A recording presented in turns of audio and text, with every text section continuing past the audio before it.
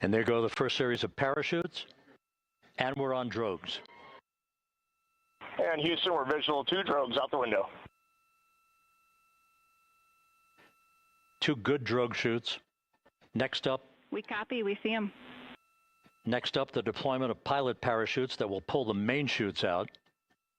Time to splash down 3 minutes and 10 seconds.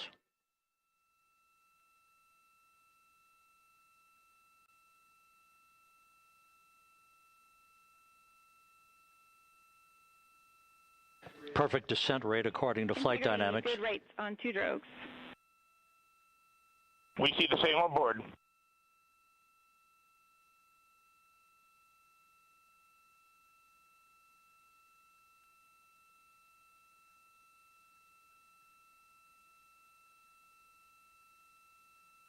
Passing through 10,000 feet, still on drogues.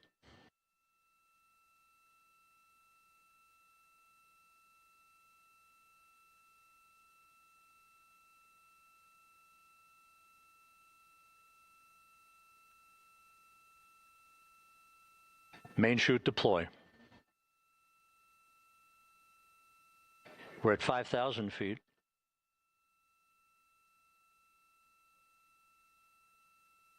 Search and recovery beacon has been activated on integrity. And we have 3 good main chutes. Good 3 main chutes, good reefing, good descent rate. Good rates, and we see 3 good-looking parachutes.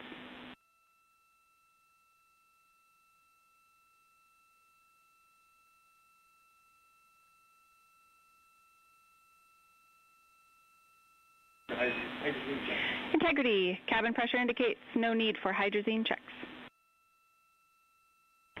Integrity copies. This is a perfect descent for Integrity. Its crew sounding hale and hearty on board. Time to splash down 1 minute, 15 seconds.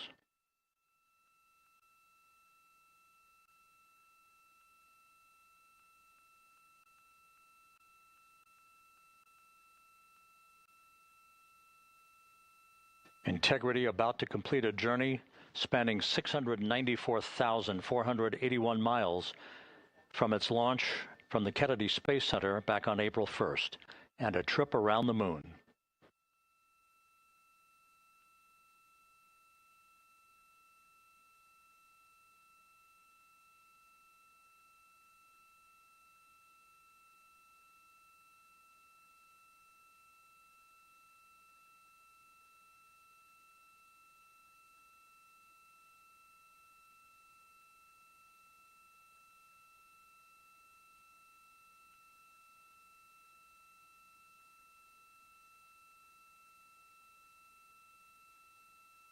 Passing through 1,000 feet.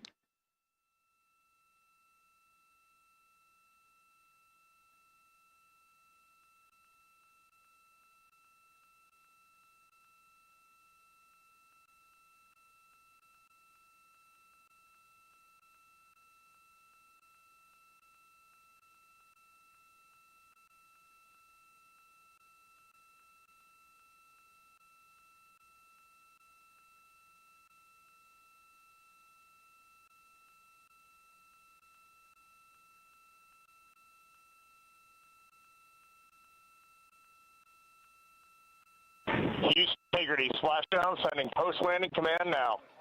Splashdown confirmed. Copy splashdown, waiting on VLDR. Splashdown confirmed at 7:07 p.m. Central Time, 5:07 p.m. Pacific Time. From the pages of Jules Verne to a modern-day mission to the moon, a new chapter of the exploration of our celestial neighbor is complete. Integrity's astronauts back on Earth.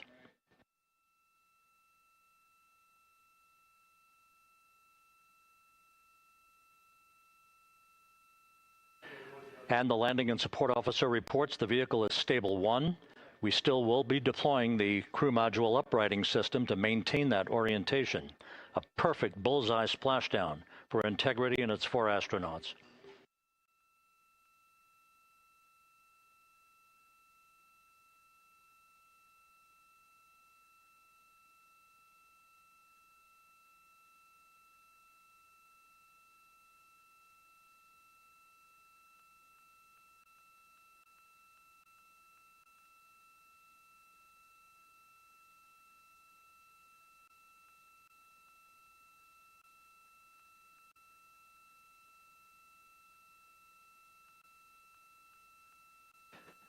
The unofficial splashdown time, 7:07 and 47 seconds p.m. Central Time. We'll get that refined for you.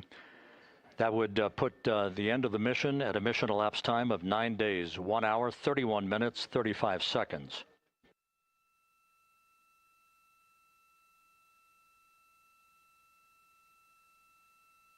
And we're configuring for very low data rate.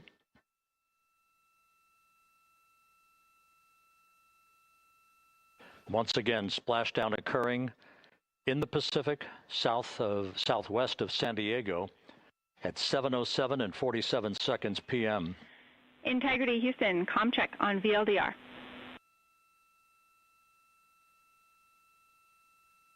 Houston, we have you loud and clear on VLDR. How else? We have you the same. We'll meet you over in post-landing. Perfect communications established. A journey. We are stable 1, 4 green crew members. Houston copies all. Reed Wiseman reporting 4 green crew members. That is not their complexion. That is the fact that they're in great condition. That's what that means. So stable 1, upright. The crew module uprighting system is being deployed. The 5 airbags being inflated through helium to maintain the upright configuration for the vehicle. This was a textbook entry and a textbook touchdown for Integrity. Reed Wiseman, Victor Glover, Christina Cook, and Jeremy Hansen back on Earth after a journey around the moon.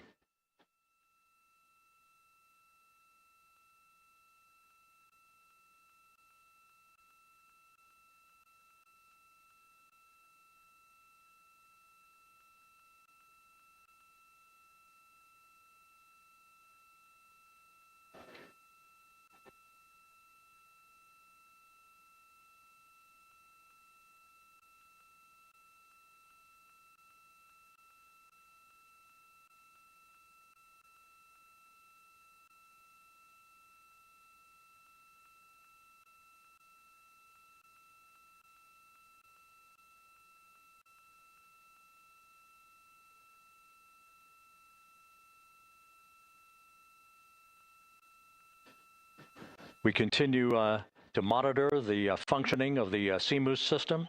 The airbags are being inflated to maintain a stable 1 or upright configuration. And there's a good view from one of the naval helicopters hovering overhead. Reed Wiseman reporting 4 green crew members, meaning they're all in excellent shape.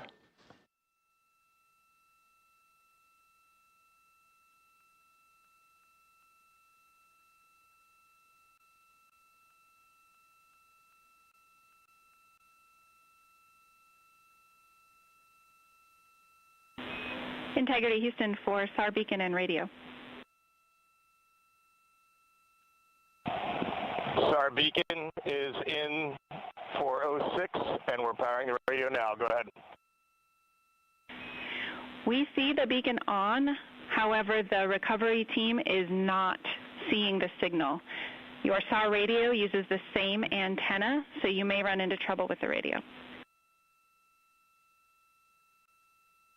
Okay, copy. And we are also powering up the sat phone now.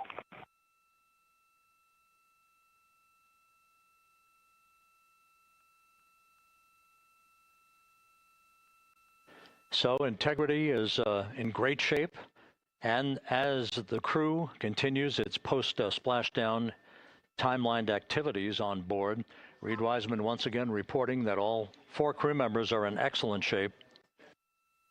And we have 5 inflated airbags to maintain an upright configuration so that the recovery team can now begin a slow approach to the vehicle. Meanwhile, here in the flight control room, Entry Flight Director Rick Henfling is polling his team of flight controllers for the start of powering down the vehicle after a thorough systems check. We have no toxic gases to be concerned about, so the recovery personnel can approach the vehicle, but not until we have powered down the spacecraft. That's expected to take a few more minutes.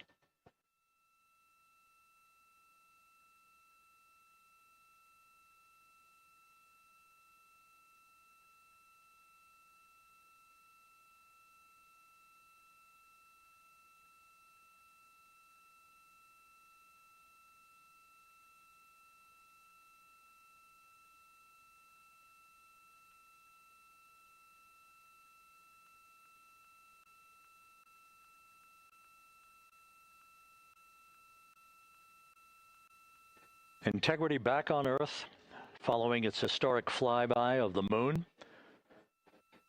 It was, for all intents and purposes, a textbook mission. On 2828, but I'll remain on this frequency. We copy.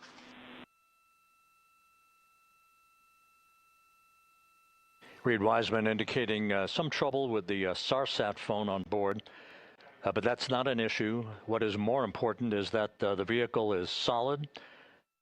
No issues as we begin the power down of the vehicle to begin the recovery process.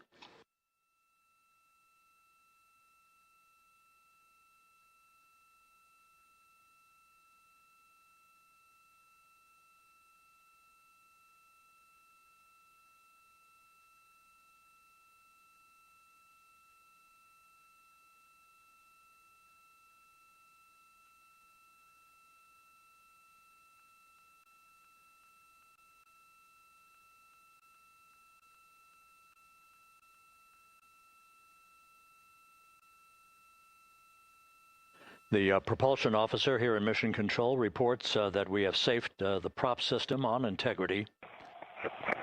Can you say again, that was very weak and broken? Integrity, Houston did not call.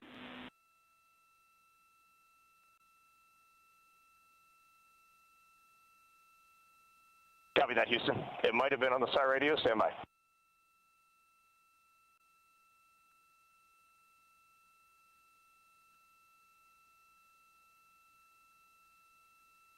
All of the milestones were executed in perfect fashion.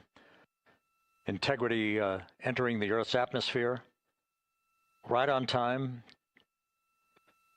reaching its peak speed shortly after a blackout period began. We emerged from the blackout period, but the recovery imagery airborne assets were able to pick up Integrity's descent almost immediately through entry interface, tracking the vehicle all the way down. And finally, you saw the sequence of chute deployments. First, the forward bay cover being pulled off the top of the vehicle by a series of 3 parachutes. Then the drogue chutes were deployed, followed by the 3 main chutes that slowed the splashdown velocity of Integrity to just 19 miles an hour.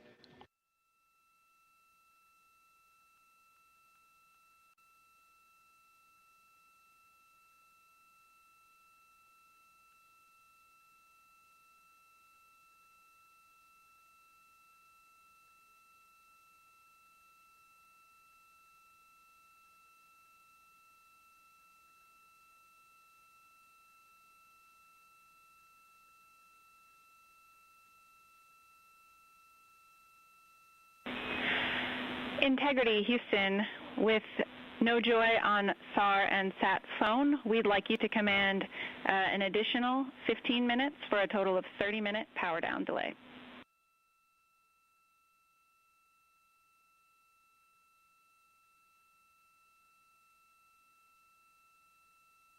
All right, Jackie, we have selected T/D+30.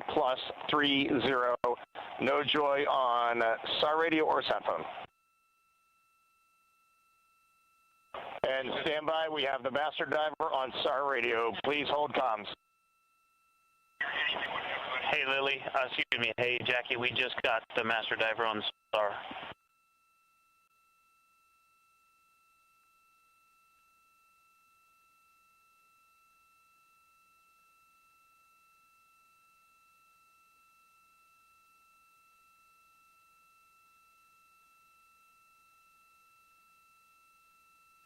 A good view of one of the fast boats. Integrity, Houston, if you are happy with your comm with Master Diver, you can go back to the 15-minute power down. Okay, stand by. Yeah, we'll confirm here in a second. The crew on board Integrity coordinating with the flight control team in Houston here in Mission Control on the timing of the power down of the vehicle, which will be the precursor to the recovery teams approaching the spacecraft. There are no issues with integrity.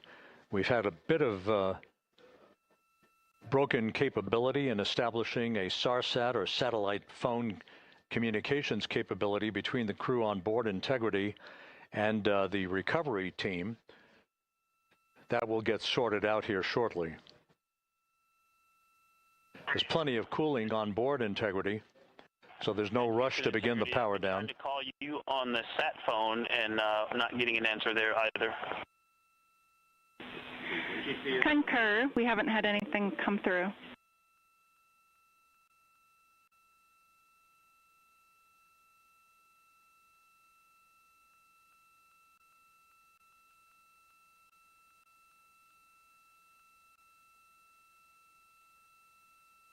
And Houston, if you could relay to recovery that we hear them, but it does not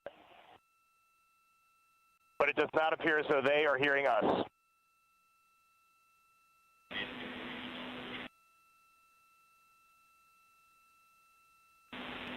Houston copies, and Reed, just to confirm, you are pushing the PTT on the radio.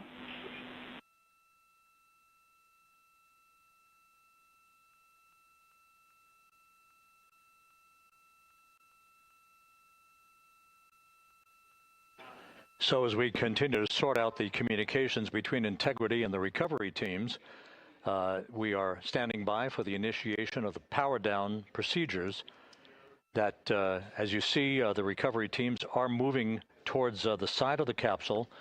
The next major event will be the erection of that large inflatable raft called the front porch. That will be the port of call for the crew as they're being extracted one by one from the vehicle.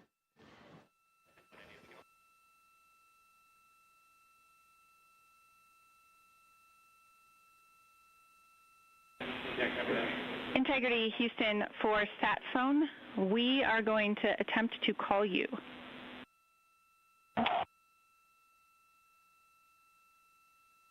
Good idea, standing by. And Jackie, yes, we are pushing the push to talk, the two buttons on the left side of the radio below the up-down arrows. We are utilizing them. I'm rebooting the radio to see if we get good comms. Okay, we copy all, and just to confirm, you are seeing that you are touchdown plus 3030 for power, correct?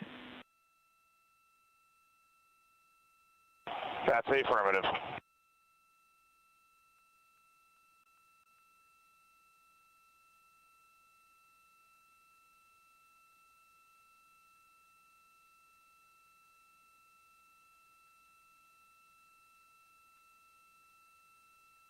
We are trying a backdoor approach to have mission control here call the crew on their satellite phone. This is all part of the coordination for the power down of the vehicle that will initiate the actual recovery operation. The first boats with the Navy divers on board are standing by, waiting to close in on Integrity to begin the process of erecting the large inflatable raft that's called the front porch that will be where the astronauts are extracted from so that they can have a few minutes to get their land legs back before they're hoisted aboard the Navy helicopters for the flight back to the deck of the USS John P. Murtha. Cannot reply.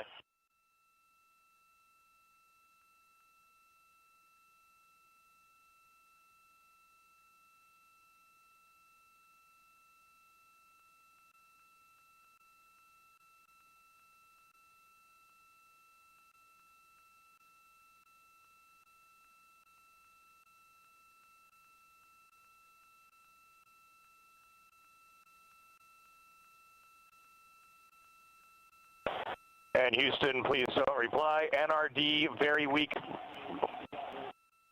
but readable. Master diver, we can hear, but they cannot hear us.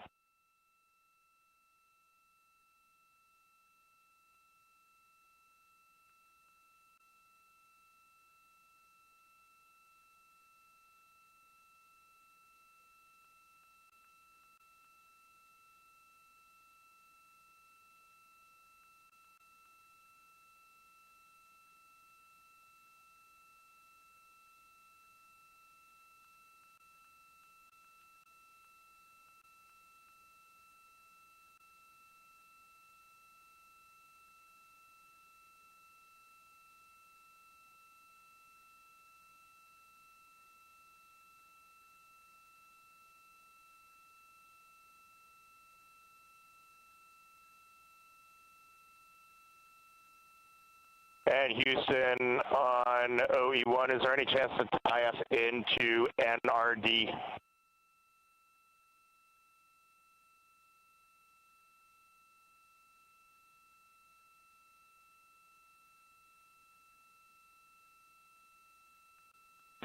Checking.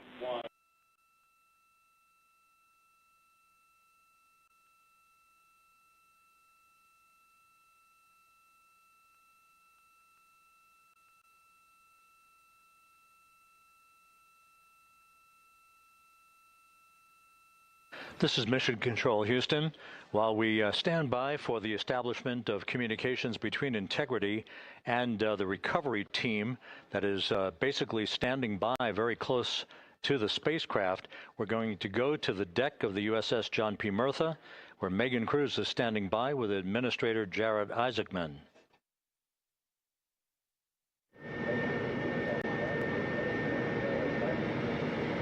Hey, Rob, yeah, just such an honor to be able to be here on the ship, to be able to share and experience this moment with everyone together. And of course, as you just said, yes, here with NASA Administrator Jared Isaacman. Administrator, how did you feel getting to witness this and seeing NASA at its best?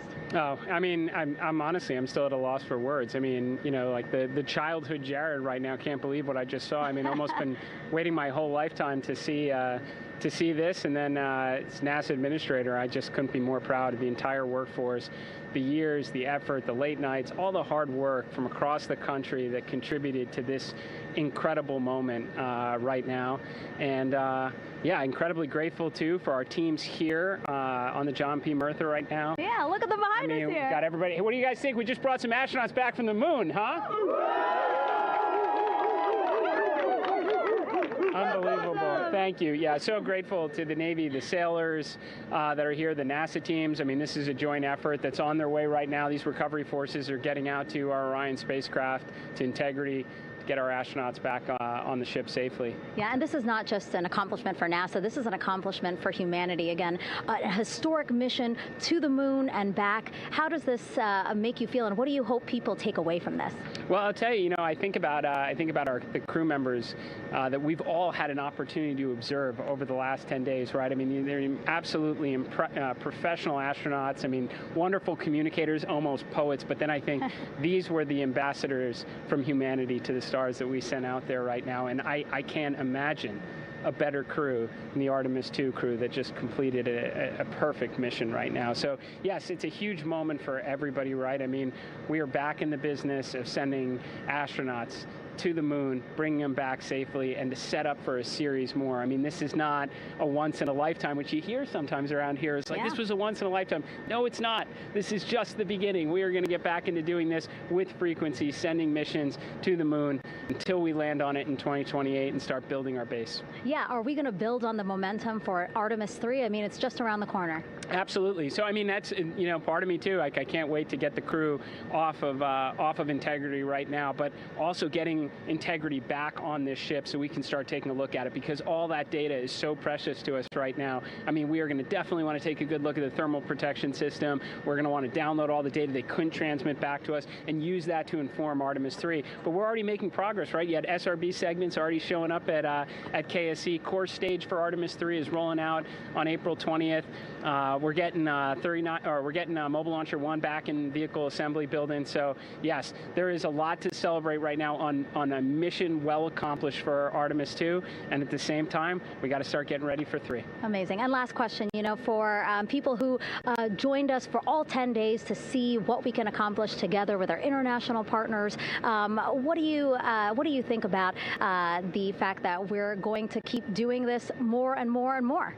It's incredibly exciting. I mean, yes, it's the contributions, like the best and brightest across the NASA workforce from across the country, our industry partners, our international partners. We had a Canadian Space Agency astronaut on board in Jeremy. We had the European Service Module. And you think, in the days leading up to this launch, I mean, 48 hours prior to launching Artemis 2, I was meeting with the Italian Space Agency. We signed a memorandum of understanding to build a habitation module on the moon. I mean, you have countries, all of our allies and partners coming together saying, we are committed to this effort. We are returning to the moon. We're doing it to stay. We are building that enduring presence. We are going to master the skills on the surface of the moon so someday we can undertake missions to Mars. It's just an incredibly exciting time, and we're not going at it alone. We're bringing everybody along with us. Absolutely. And speaking of everyone, one more time, we're going to ask the crew here, you guys ready to land on the moon?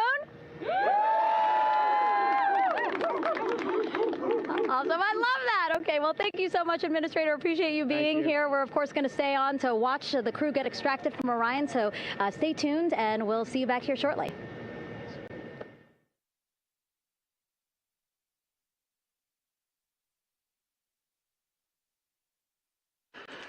Thank you, Megan, and thank you, Administrator Isaacman. We are in the process of working to establish that communications link and to establish the procedures that will lead to the power down of the spacecraft, which is gently bobbing in the Pacific following a bullseye touchdown that occurred at 7:07 p.m. Central Time, 5:07 p.m. Pacific Time, 2.5 hours before sunset in the Pacific, southwest of San Diego. We have once again heard from the crew during that interview opportunity with the administrator, and we have 4 healthy crew members on board.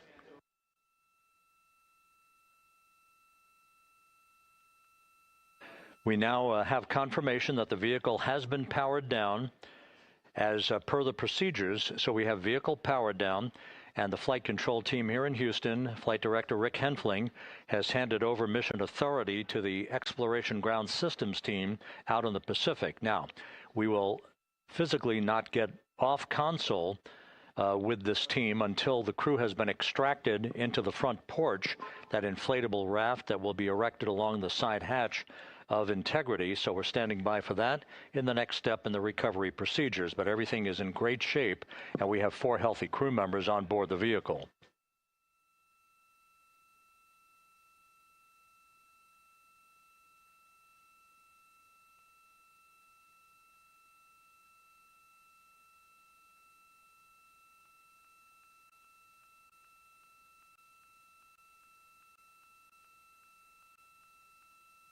All of the entry events went by the book, no issues, perfect trajectory for Integrity that was culminated with one final raise burn to improve the angle of attack for the vehicle as it entered the Earth's atmosphere. All of that flight dynamics computation worked like a charm.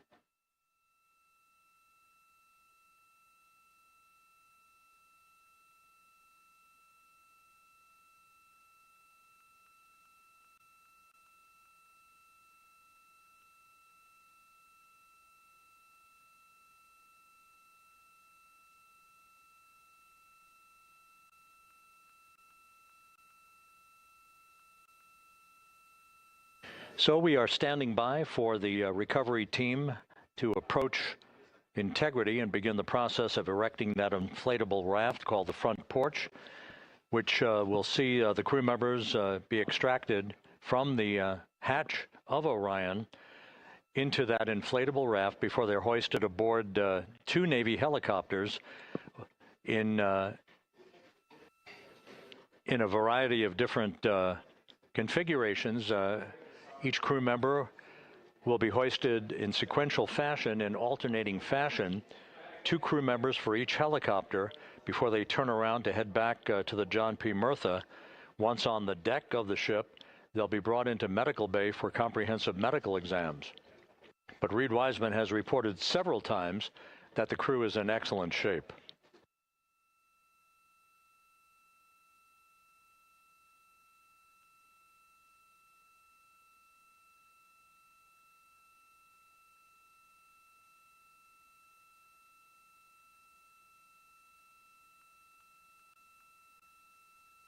So just to recap, it has been some 26.5 minutes since the splashdown of Integrity in the Pacific.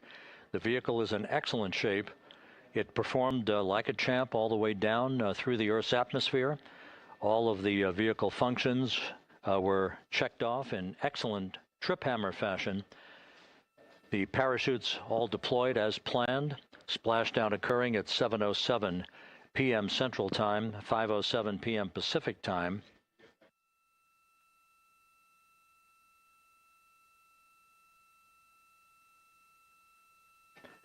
And after a bit of a tussle to try to establish a communications link with the recovery team, we were finally able to run through the procedures for the powering down of the vehicle. We've handed over mission authority to the Exploration Ground Systems folks out in the Pacific, and the recovery team will be approaching the vehicle shortly to erect the inflatable raft called the front porch before opening the hatch to Integrity to bring the crew members onto that raft before they're hoisted onto two Navy helicopters, two crew members for each helicopter, before they're flown back to the deck of the USS John P. Murtha.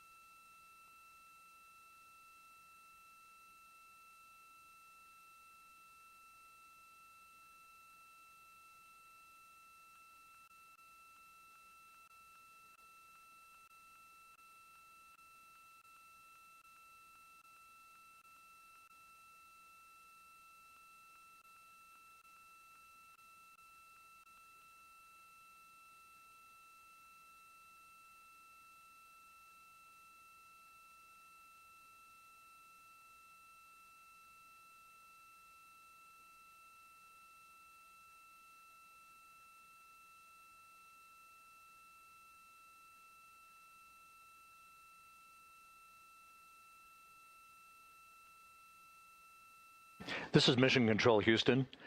After talking to the flight dynamics folks, we have a bit of a refinement on the splashdown time for you. Their computation shows a splashdown time of 7:07 and 27 seconds p.m. Central Time, 7:07 and 27 seconds p.m. Central Time.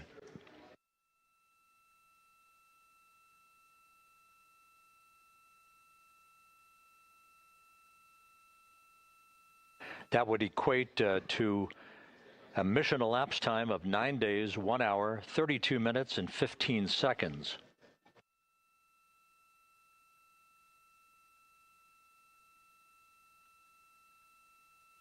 Once again, from Flight Dynamics, a splashdown time of 7:07 and 27 seconds p.m. Central Time. That would equate to a mission elapsed time of 9 days, 1 hour, 32 minutes, and 15 seconds.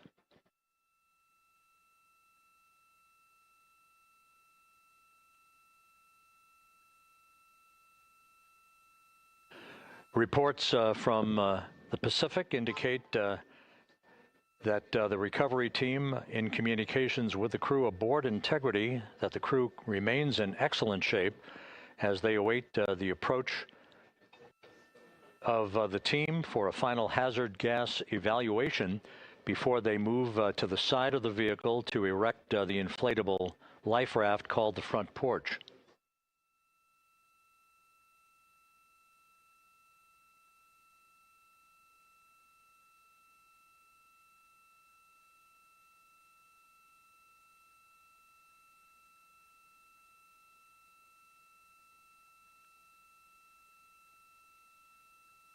Again, no issues with integrity. The vehicle is powered down. All of its systems are now safed. We have handed over mission authority to the Exploration Ground Systems folks in the Pacific, but we will not stand down and have the entry flight control team depart its positions until that inflatable raft, the front porch, is erected, the hatch open, and the crew having exited the vehicle. So that's the next step in the recovery process that will lead to the hoisting of the crew members. For 2 crew members for each helicopter, they'll be hoisted to a pair of Navy helicopters that will then fly a short distance back to the USS John P. Murtha.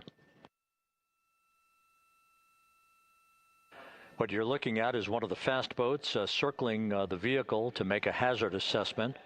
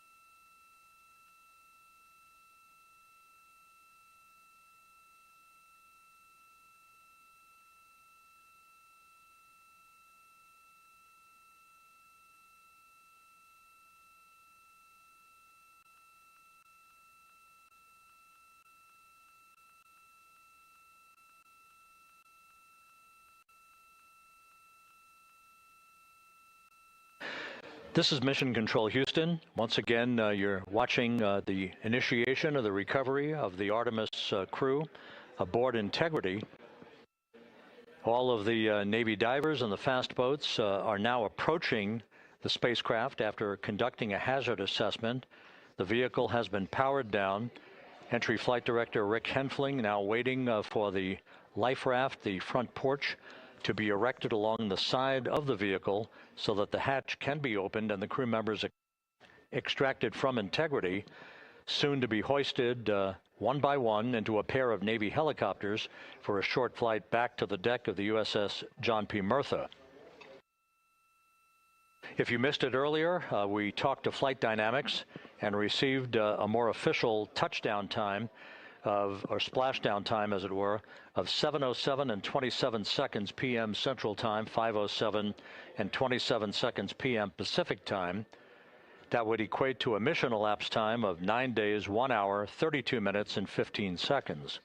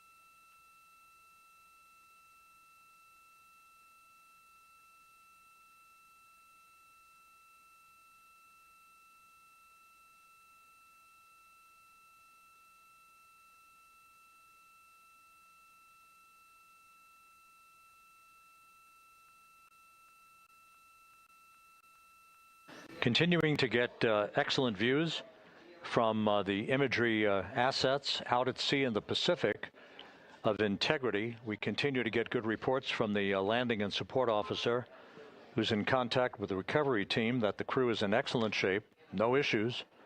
They're just currently biding their time, waiting for the front porch to be erected. We have no hazardous hazard gases and no hazardous situation with the vehicle. It performed perfectly all the way down from entry interface to its splashdown in the Pacific at 7:07 and 27 seconds p.m. Central Time. And as you can see, the first phalanx of recovery personnel now pulling up alongside of integrity.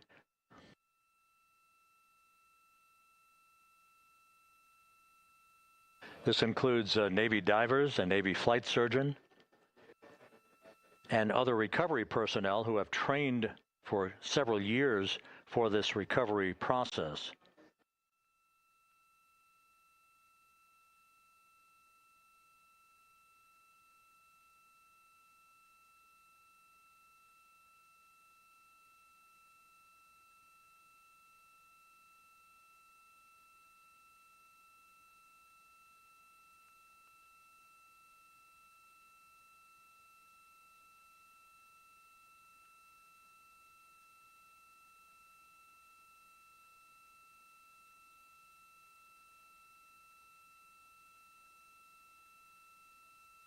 At this hour, some 41 minutes following splashdown, the vehicle has been powered down. There's no hazardous gas emanating from the vehicle. That's why The first team of recovery personnel has been able to pull alongside Integrity, and the reports continue to come in that the 4 astronauts are in excellent shape.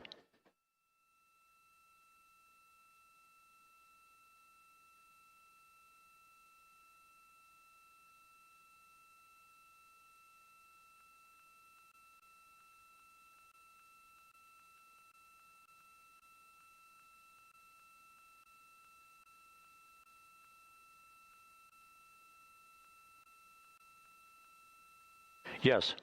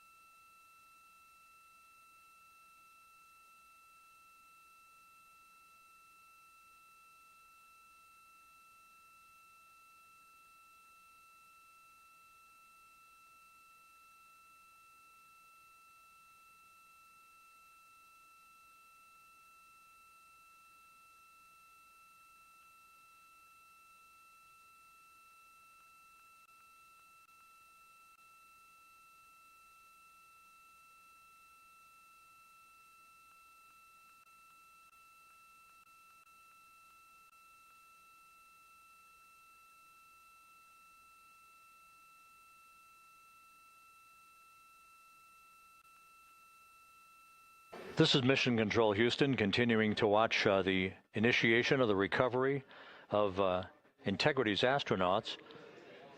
One by one, they'll be brought out of the spacecraft onto a large inflatable raft just a short time from now. In the meantime, we can go back to the USS John P. Murtha, where my colleague Megan Cruz is standing by to provide her situation report. Megan, can you hear us?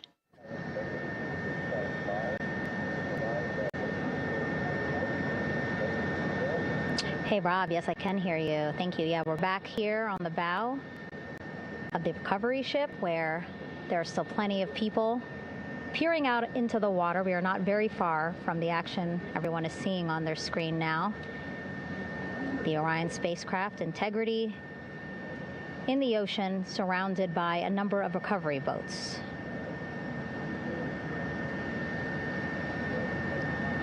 As Rob has been saying, in those recovery boats, NASA and Navy personnel specifically trained to get the astronauts out of Orion.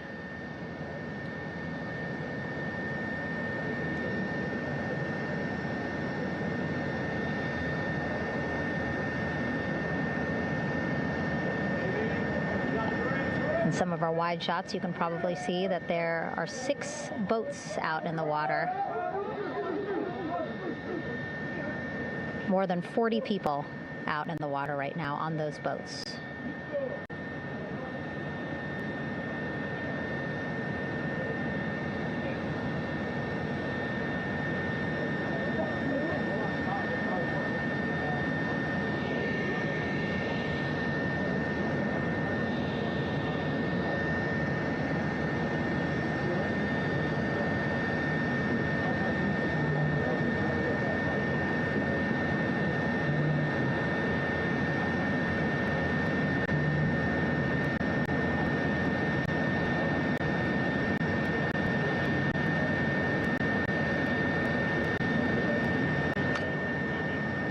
First order of business is to set up the front porch and the stabilization collar. You might also hear it referred to as a stab collar. Basically just to make sure that Orion stays upright, doesn't sway in the water too much, again, to make it easier for recovery forces to get the astronauts out.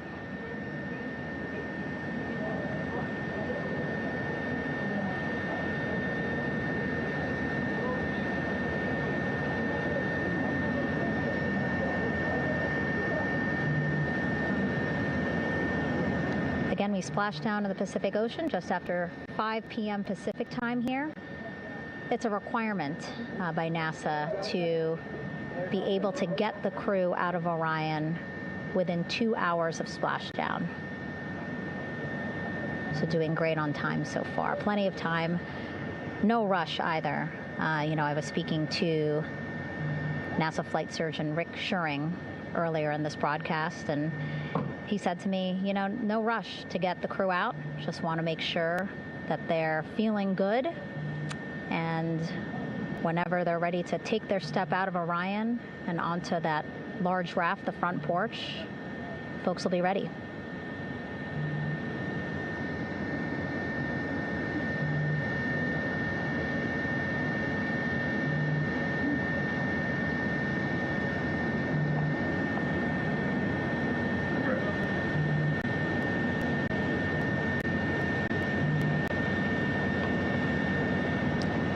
As there are mission audio loops in Mission Control in Houston, there is a mission audio loop here on the ship, and it was just reported out that the side hatch is open. Side hatch of Integrity is open. You're getting these beautiful shots from our aerial assets. The ship itself, where I'm on, just 3,000 yards away. Again, plenty of people on the boat here, glued to the side closest to where they can see all this action. And again, with just 3,000 yards separating us, great views from the bow here. You can see now that side hatch is open.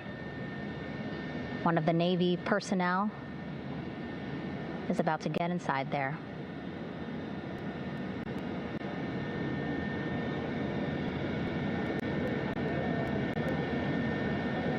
In they go. In total, 4 will go into Orion. So it'll be a little bit of a tight squeeze, but the goal is to have a recovery personnel with each astronaut assessing them.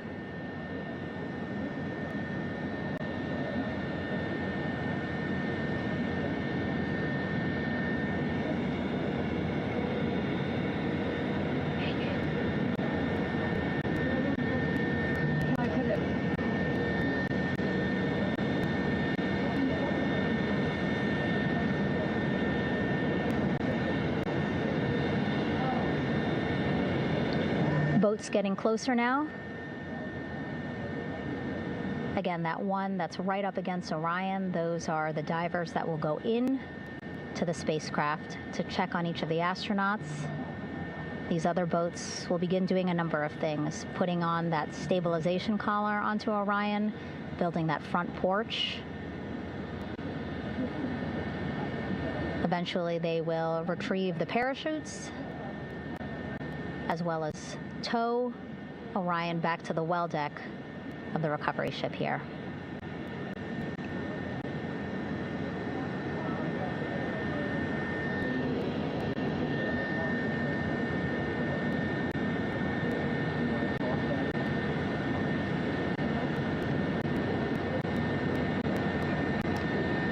And so as we wait for the Navy and NASA personnel to get their assessment of the crew inside of Orion, why don't we toss it back to Rob for an update? Yeah, thank you, Megan. Here in Mission Control, Flight Director Rick Henfling and the entry team of flight controllers still on duty. The vehicle has been powered down for some time now. There are no hazardous gases emanating from Integrity. That, of course, allowed the recovery personnel to approach the vehicle and then open the hatch to begin the initial medical assessment of the crew, as you just indicated. Now we're standing by for the erection of that inflatable raft, the front porch, alongside of the vehicle that will enable the crew to be extracted one by one onto the raft, have a moment or two to get their land legs back before they're hoisted into 2 hovering Navy helicopters, 2 crew members for each helicopter, for a short flight back to the deck of the USS John P. Murtha.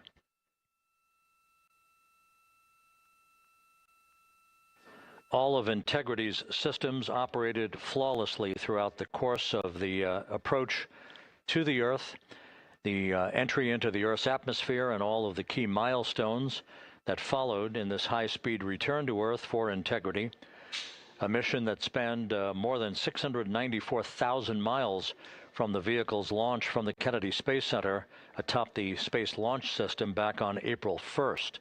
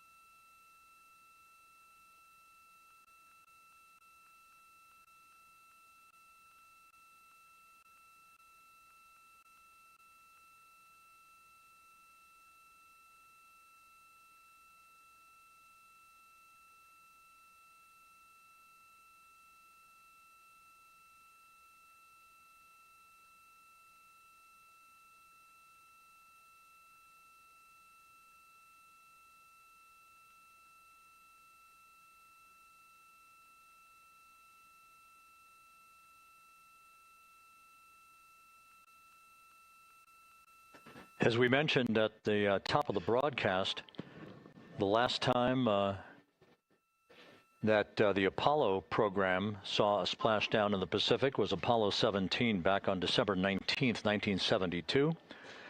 So for the first time in some 53 and a half years, we have reenacted that with the arrival of Integrity's astronauts as they flew around the moon in that historic lunar flyby that began with a trans-lunar injection burn that took them out of Earth orbit following 24 hours of a high Earth orbit trajectory.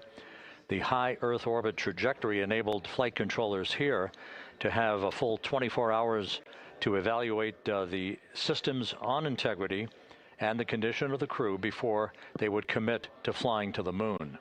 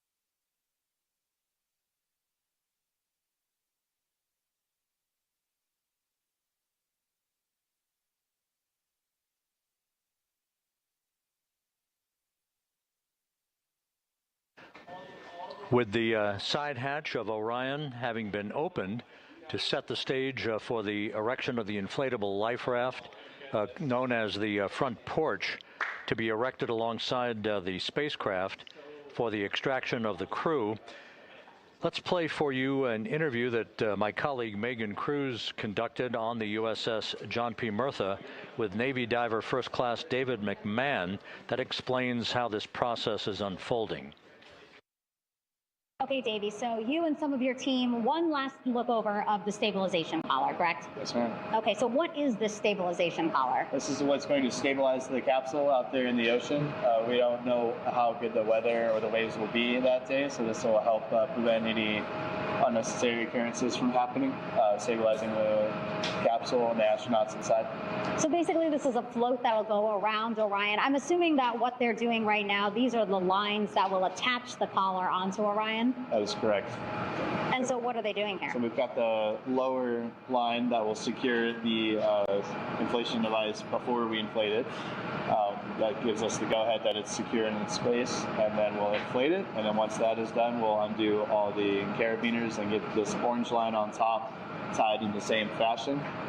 And then this will be secured to the capsule, and the astronauts can safely take their first steps out of the capsule onto the front porch. Okay, and how long will it take them to set up the stabilization collar? We should definitely be able to handle this in under 10 minutes. Okay, wow. And then you just mentioned the front porch. So basically after they set up the stabilization collar, then they set up what's called the front porch here. That's correct. Okay, and what's the front porch? Front porch is basically a bigger waiting room for the astronauts to sit in while we wait for the helicopters to show up and grab them. Okay, so the medical team that was inside with the crew, they're going to help them out and onto the front porch? That is correct. And then what happens here? We have hired trained medical personnel also on board the front porch that will give them lookovers and just make sure they're okay while we wait for the helicopters to show up. Okay. How does it feel, I mean, your team, you, to be part of a mission that's returning astronauts from the moon in more than 50 years? We all feel extremely honored to be a part of this, as well as a bigger mission for the Navy and joining up with NASA to do great things. Mm-hmm. And do you feel like you and your team are ready? Yes, very ready. Cool. All right, thank you so much. Thank you.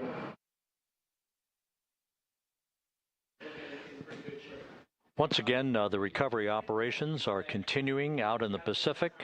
We shortly should see that life raft, the front porch, erected alongside the side hatch of the vehicle.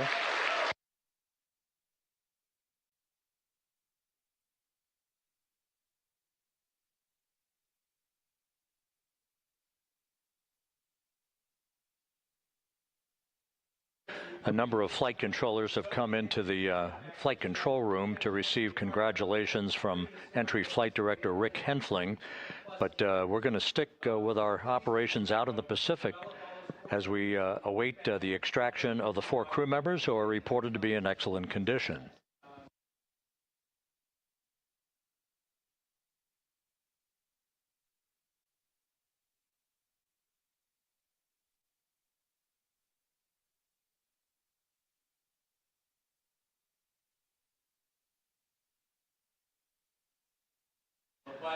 Again, while we stand by for that front porch to be erected alongside of the side hatch of the vehicle, let's go back to the USS John P. Murtha and Megan Cruz. Megan?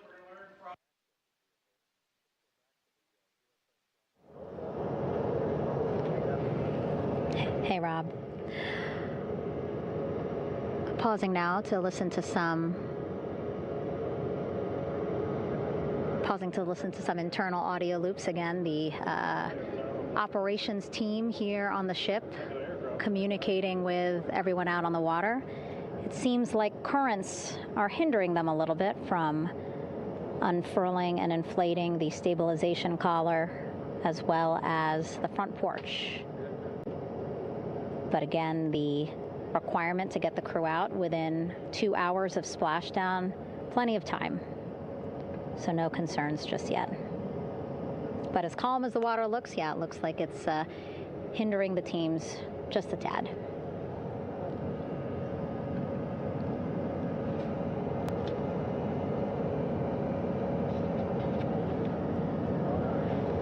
You can see in some of our shots that side hatch still open.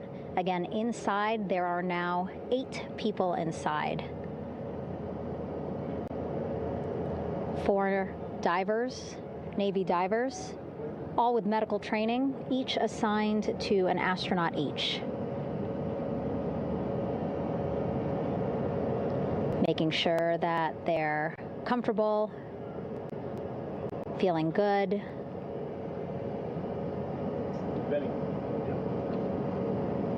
As you've heard us say in the broadcast, you know, they expect a little bit of discomfort. Again, these astronauts just traveled back to Earth at 25,000 miles an hour, a nearly 695,000 mile journey around the moon.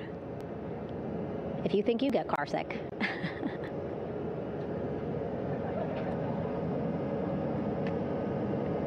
Again, 6 boats out there, lots of gear with them, just in case, right? As we said, the crew reported feeling great, but again, all those folks out there in case they weren't, right? NASA is all about making sure we think about every situation that can happen, and so, of course, wanted to be ready in case any of our astronauts needed more medical attention while out there in the water.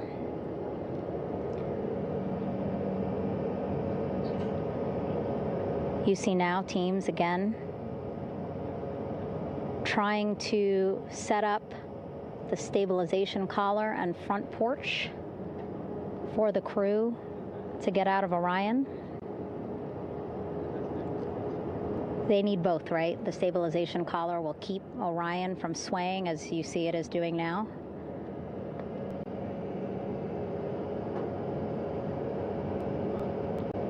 And then they will connect the front porch to the stabilization collar so that the crew can take 2 steps and they will be in the front porch.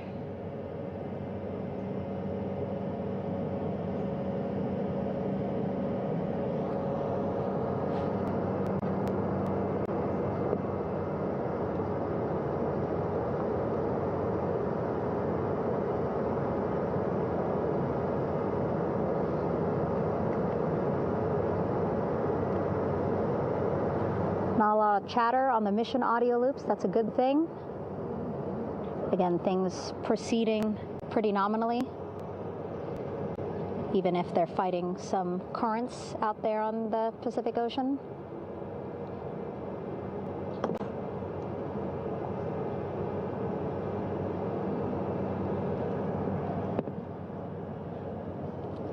Again, the goal, setting up the stabilization collar and the front porch so that the crew can rest comfortably in the front porch, get placed into harnesses so that 2 helicopters can lift them off the front porch and onto the USS John Murtha here.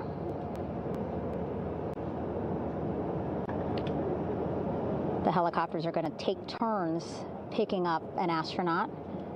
So again, Helo 1 and Helo 2.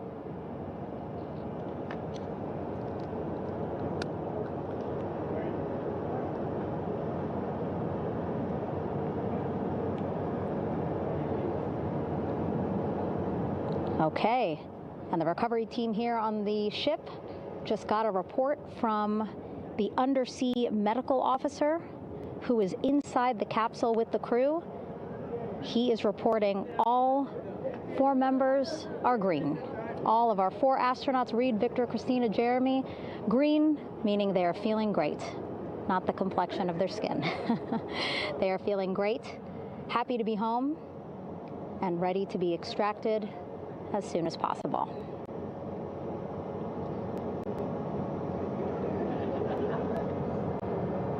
And so, as I was saying, we have 2 helicopters circling the activity you're seeing on the water right now. Each will take turns picking up an astronaut. So Helo 1 will come on in, hover above the front porch, about 40 feet above the front porch. A Navy recovery specialist will be hoisted down into the front porch. The restricted maneuvering doctrine is in effect. We'll connect to the first astronaut, which we're expecting to be Christina. And then Helo 2 comes around, picks up Jeremy, while Helo 1 stays above head, and then Helo 1 will come back in for another astronaut, and then Helo 2 for the last astronaut, and then back to the flight deck here on the recovery ship.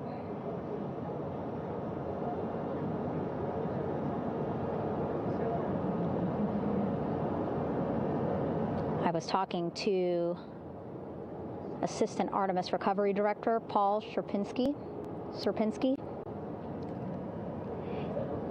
He said helos are a much quicker, safer way to get on board. They did actually consider boats, but then if you think about it, longer time, the crew would have to move through more of the ship. This way the helos will give a more direct, quicker route to the medical bay for our 4 astronauts.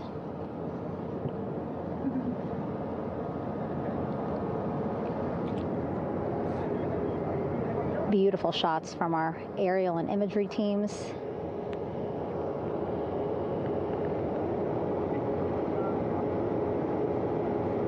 Clouds have dissipated for a clear view from the bow of the recovery ship here.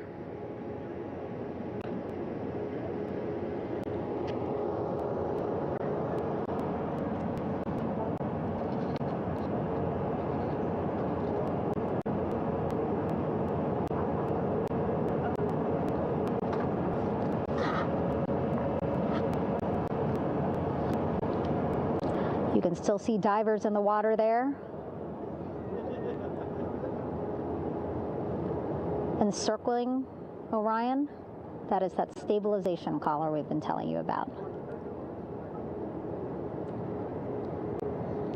As you saw in that interview just a few minutes ago, they have to first connect it to Orion, and then once it's secured onto Orion, they can inflate it, and then they'll further secure it with other harnesses and lines.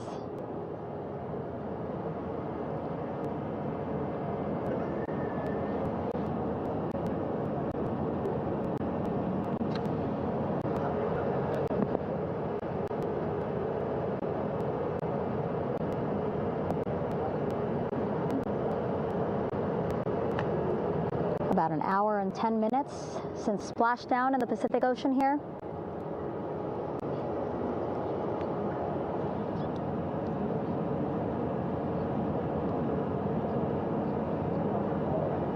Reed, Victor, Christina, and Jeremy back home after a history-making mission to the moon and back.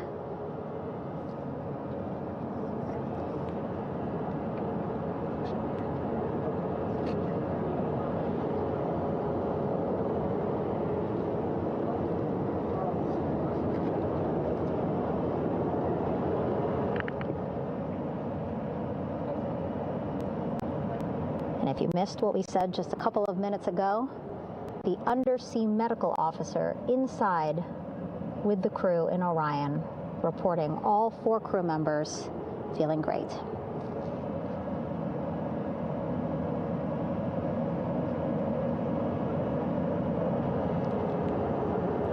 Progress being made there on the stabilization collar. It looks like they are beginning to inflate it.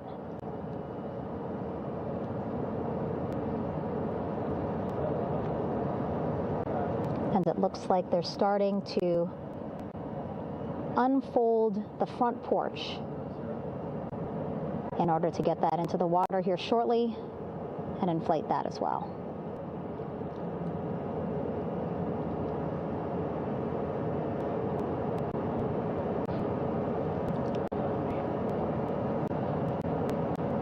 Again, more than 40 people out in the water right now. And those Navy and NASA personnel have been in the water for now about 4 hours.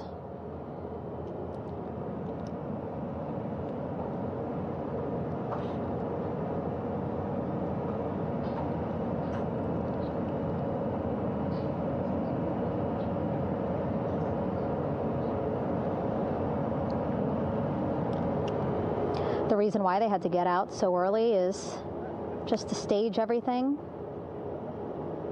And actually here on the ship,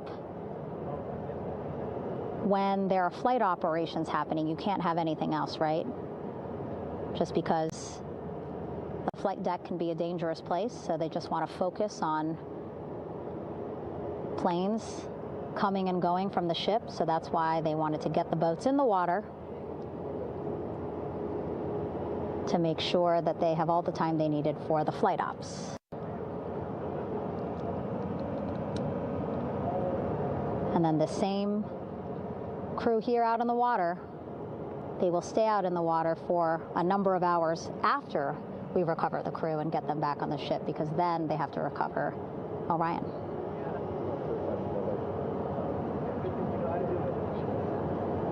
All right, that stabilization collar looking good around Orion. We're now seeing some recovery personnel getting on to that collar. Again, they need to further attach it to Orion to make sure that it can really prop up the spacecraft. It's basically lifting it up off of the water just a tad. Again, so it's not so...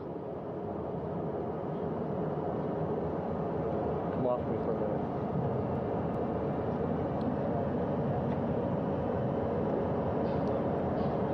So it doesn't sway so much in the water there.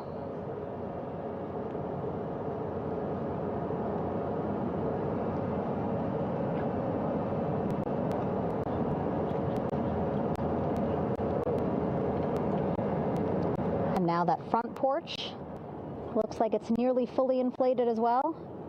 You can see a much larger surface area.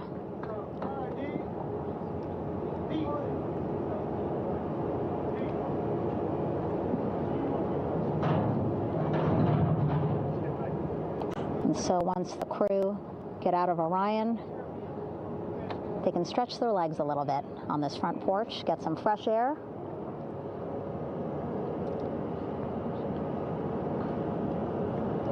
And enjoy this beautiful day here on their home planet.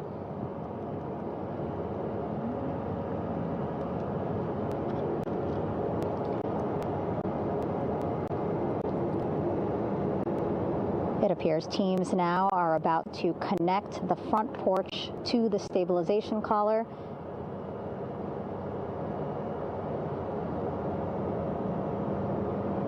And at that point, when both are secure, we should soon see astronauts come out of Orion.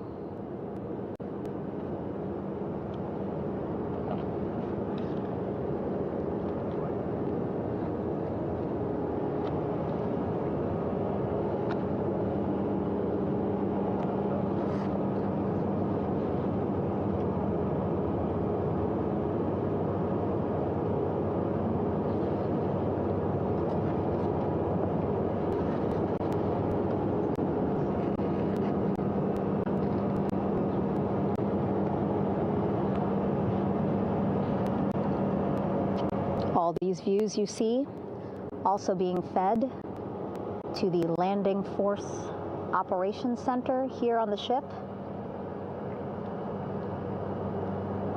Of course, it is very important for our recovery teams leading the mission to have all the views that you're seeing as well. Again, listening to their communication loop here on the ship. Very quiet, which is a good thing. It means things are going pretty nominally, meaning as expected.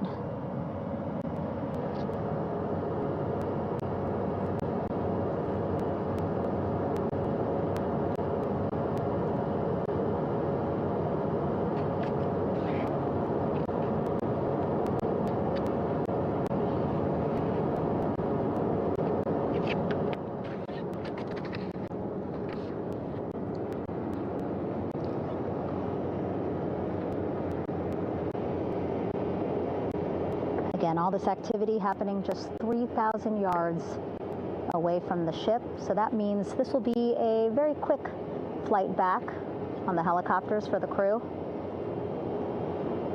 2-3 minutes, and then they'll be back here on the ship. I know.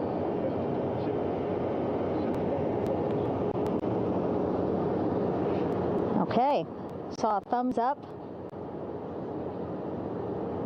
from one of the personnel on the front porch. It looks like they are now getting ready to deploy what they call the Air Rescue Vest, ARV. And so this is the harness that each crew member will get into in order to be hoisted into the helicopters. Again, those helicopters hovering just about 40 feet above the front porch when they're ready to pick up each crew member.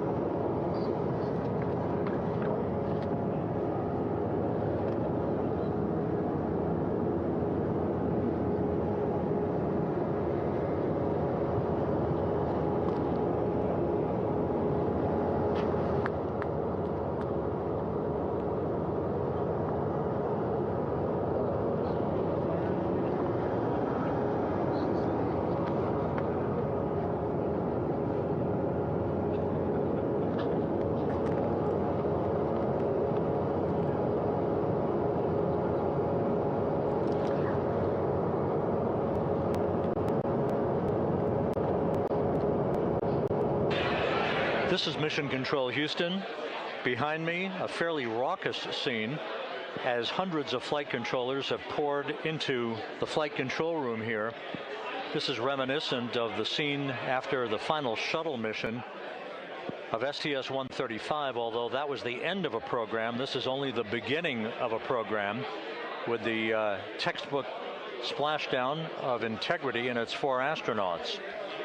We're standing by for the crew to be extracted from the spacecraft. Entry Flight Director Rick Henfling invited all of these flight controllers who have contributed to this mission to enter the flight control room to have an opportunity to receive well wishes and to share the mutual glow that exists in the wake of a textbook mission for Integrity. On the front screen here in Mission Control, a sign that says "Welcome Home, Integrity," taking humanity back to the moon, going further, and returning safely to Earth. So all of that jubilation, part of the post-splashdown activities, even as we await the crew being extracted from the vehicle to be hoisted onto Navy helicopters for the trip back to the USS John P. Murtha.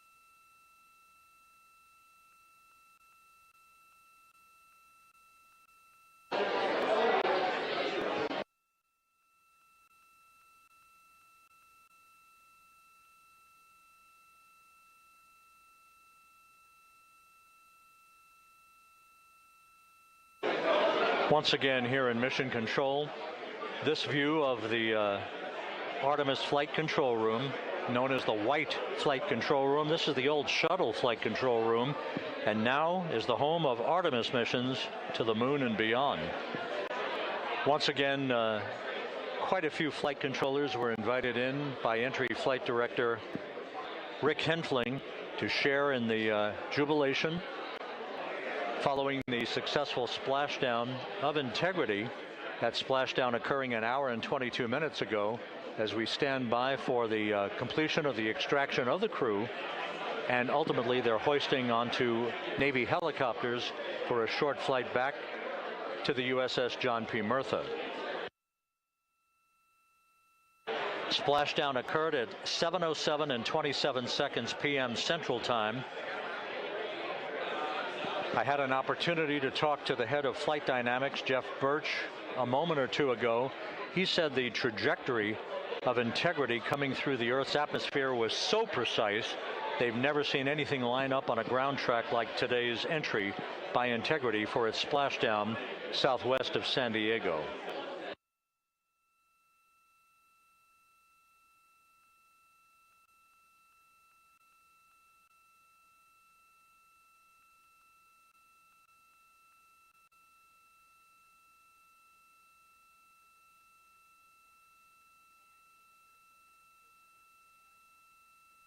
And the initial, you can hear it.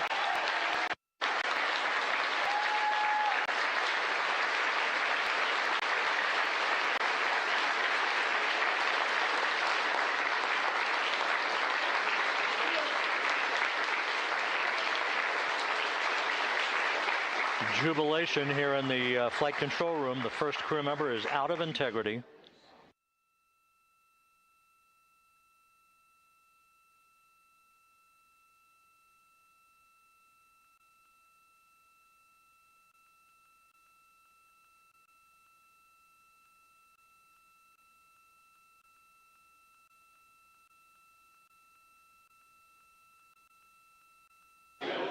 We are expecting the other crew members momentarily to be extracted.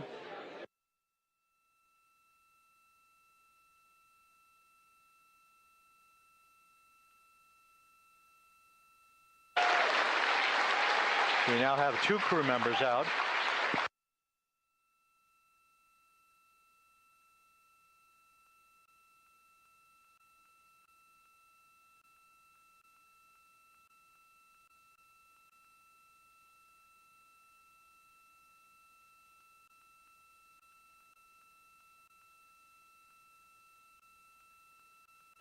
Two crew members out, 2 to go.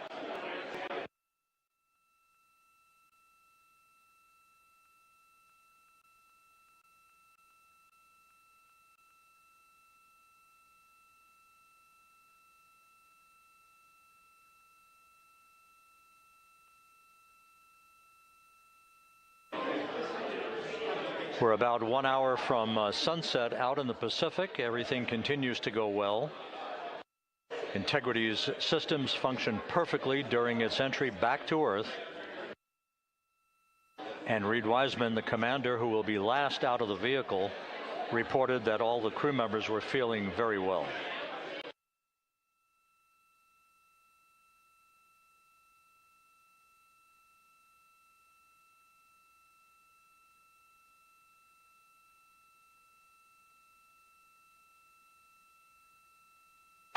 Crew member number 3 now out.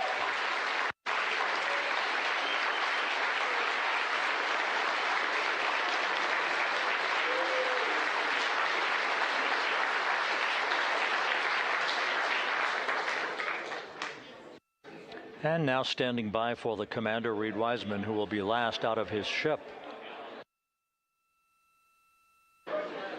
Bobbing in the Pacific under almost ideal conditions, Integrity spanned 694,000 miles during its journey from launch to splashdown.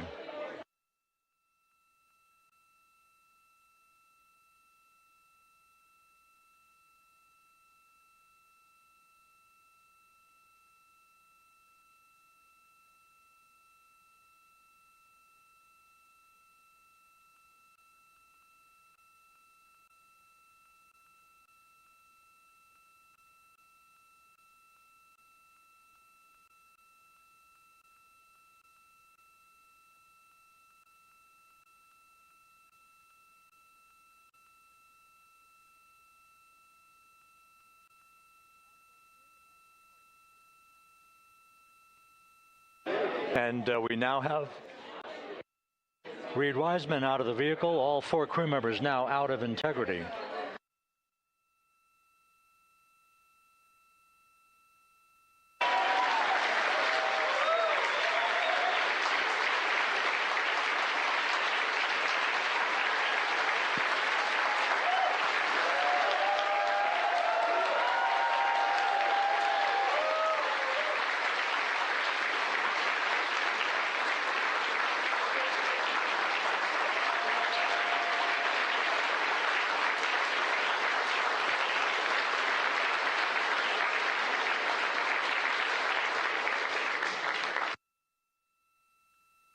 Once again, all 4 crew members now on the front porch, and the procedure to begin hoisting them up to these 2 Navy helicopters hovering overhead will begin shortly.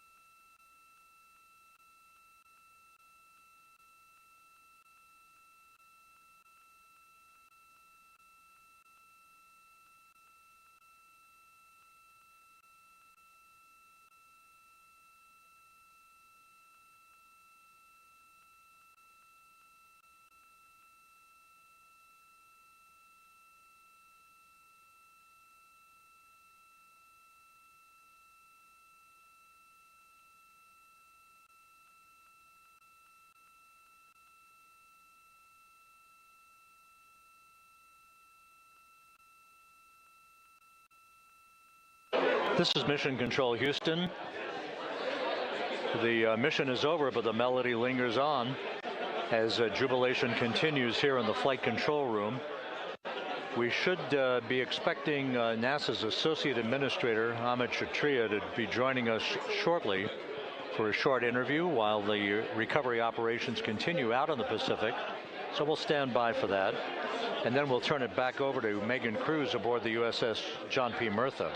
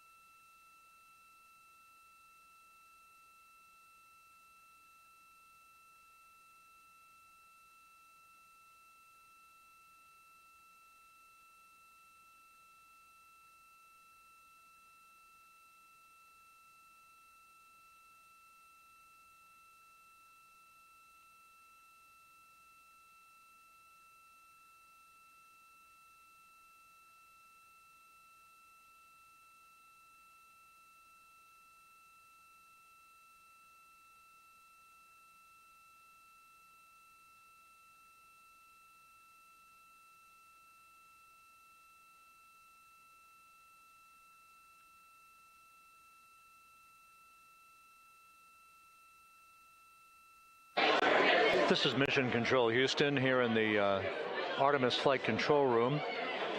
A number of flight controllers basking in the glory of the successful end of this mission that carried 4 astronauts around the moon on a lunar flyby, and the first test flight of Orion with crew members on board.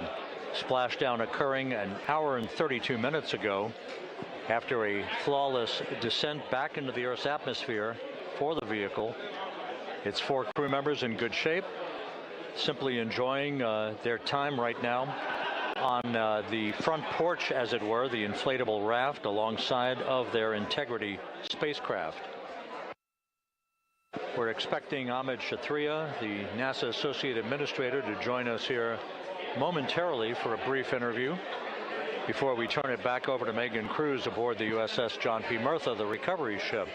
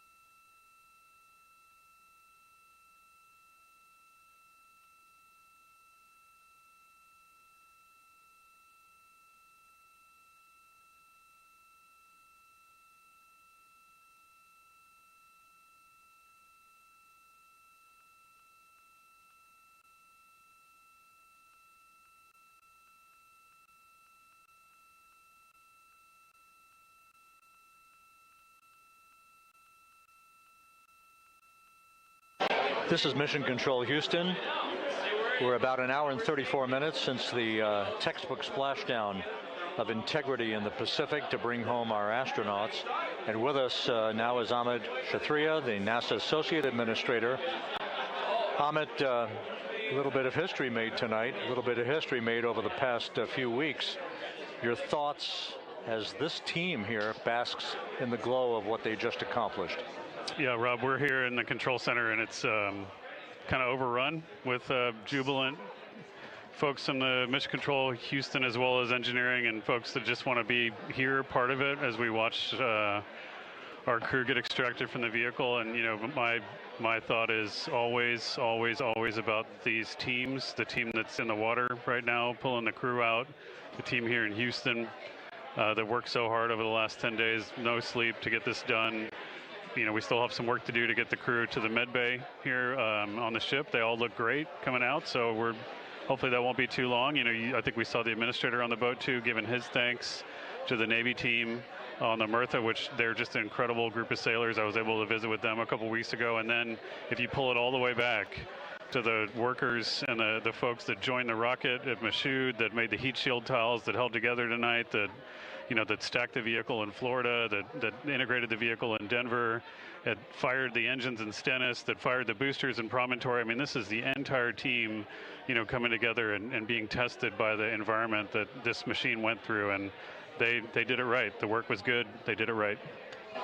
You've said in a number of briefings, of course, and in other forums that this is just the first step. The cadence has to step up, as the administrator has indicated. Now, it's a little early for the full report card on how integrity did, but did this mission ultimately, from your eyes view, exceed expectations? It absolutely did. I mean, I was waiting to talk about this until we're in the water, and I think we still have, again, work to do to bring it in and really kind of go through it bolt by bolt and see what we learned. But I mean, so far, given what we learned during the mission and given how we performed on ascent, on entry, I always think about energy in terms of the states that you worry about the most, and every time we put these machines through these incredibly energetic states that came through. So I'm fairly confident that we made a big step tonight to get us on the path towards the surface. I think the path to the surface is open now. We do have to do all the work, and we'll make sure we talk about that as cleanly as we can. We learned a few things during the mission, but I have to tell you, this was an incredible test of an incredible machine. From an American psyche standpoint, the Empire State Building was lit up red, white, and blue tonight. Our coverage was seen on baseball stadiums around the major leagues. How captivating was this experience for the American people, for the world, in fact, as we returned to the moon? I have not been able to watch a lot of the coverage as we've progressed through the mission. I will tell you, just from my witness in Florida before launch, and then seeing the people's faces here, and then reading where I can about how things are going. I think this has been a gift to the world from NASA. NASA has given the world a gift, proving to folks all over the place, especially young people, and that to me is what this is really about. Young people, when they see what we can do when we work together, when we have teams that collaborate, that it doesn't matter how hard the problems are, we can solve them. I'm hopeful that Artemis 2, as folks witness what we were able to do with this incredible crew, this incredible team that we've birthed into the world, scientists and engineers and artists that have been inspired by this. And even if they don't come work in the program, which separately they should come work in the program, because Lord knows we need the help, but even if they don't want to come work in the program, hopefully they grow up to recognize they can do amazing things when they work together and contribute to society and be good citizens and really change the way, the challenges that are coming in the world are overcomable if we work together like this. And one final question. Flying to the moon, we did it. We've done it again this past week and a half or so. But the engineering that went behind the design of this mission and the precision, the pinpoint precision of this vehicle entering that entry corridor, it's almost mind-boggling. Yeah, it is incredible when you think about the energies involved and the uncertainties involved. That when we inserted the vehicle into orbit, it was 99.2% down the middle. When we dropped the vehicle right on top of the fleet here, our guys knew exactly where to go, but the guidance was perfect. You know, it's interesting. I've got this question a lot over the last few weeks about, you know, we did this before 53 years ago, and you know that. I mean, it is a reasonable thing to contemplate, like what's gone on since then. And what I'd tell you is, you know, when we did Apollo, which again, the more we learn about what they did, the more magical it seems what they were able to accomplish given the technology and the learnings that they had. But when we did Apollo, the architects of Apollo, you know, Gilbert, Seaman, von Braun, Mueller, what they really wanted to do, you know, as they were contemplating what it meant to expand our range of action to the lunar surface, what they wanted to do was learn how to live and work in space for a long time. They wanted to do that first before they were confident they could expand their range of action to the moon. Now, of course, the politics of the time and the mission at the time was different, and so they had to go straight to the moon and bring people home. And then after that, the program kind of lost its momentum. But you know, after that, NASA kept moving along those paths, right? So we recognized during Apollo that reusability was going to be important. We spent a lot of money on those machines, and you know, we spent a lot of money on these machines here, even though, but we recognized that reusability was important, which is why we built a winged space plane called Space Shuttle, and then we used that reusable machine to build a space station. And we learned for 25 years how to live and work in space, and have been able to develop technologies that can enable exploration. So really, what I think is now, 53 years later, we're at the point where the architects of Apollo would have been pleased that we're now ready to actually go back to the moon and go back to stay, because we've learned all the things we needed to learn. There's a lot of people pleased here tonight, and we really thank you for joining us. Amit Kshatriya, NASA's Associate Administrator, as we begin to hoist the crew onto the helicopters to head back to the recovery ship. Thank you very much. Thank you, congratulations, Amit.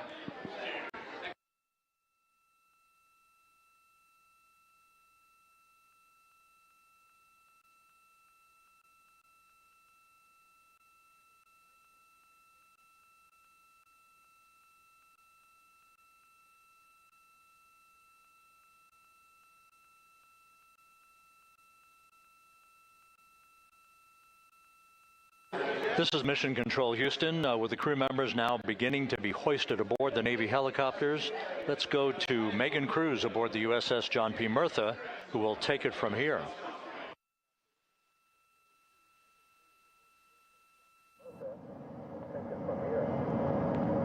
Hey, Rob. Yeah, back on the bow of the ship here, we are seeing the helicopters circling Orion.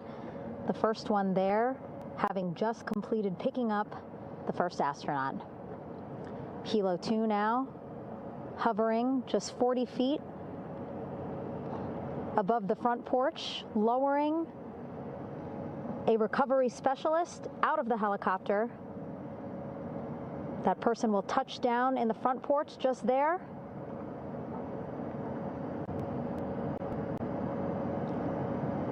The crew members already outfitted with a harness that will allow them to quickly attach to the hoisting device.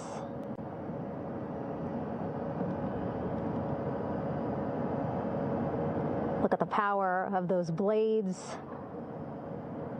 throwing water out at the center there, the front porch, with now 3 astronauts and the recovery specialists. Again, crews already outfitted with a harness vest. And here we go. Second astronaut now off the front porch, getting hoisted into the second helicopter.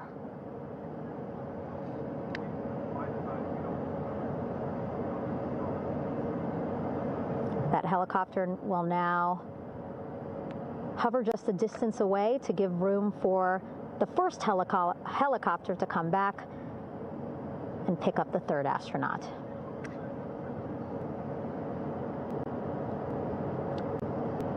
As we wait for that helicopter to come back, make its way back around, just want to mention that the President of the United States called our NASA administrator today while he was on the ship, just minutes after we interviewed him live on our coverage, and congratulated him and NASA on this history-making moment tonight. Helicopter 1 again hovering 40 feet over the front porch. We will soon see another recovery specialist getting lowered onto the front porch.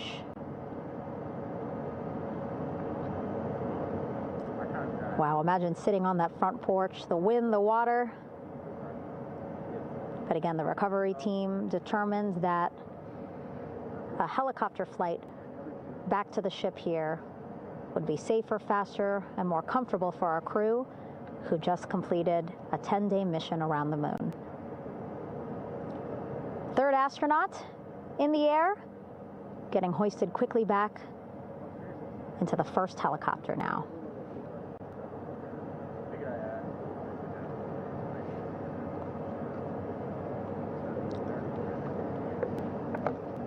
That first helicopter now on its way back to the ship here. We will soon see it land in just a few minutes. Again, all this action happening just 3,000 yards away from us, so a very quick flight back to the flight deck.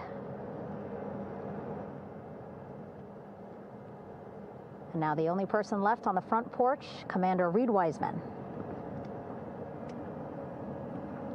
That second helicopter now making its way back over to the front porch. Here it comes.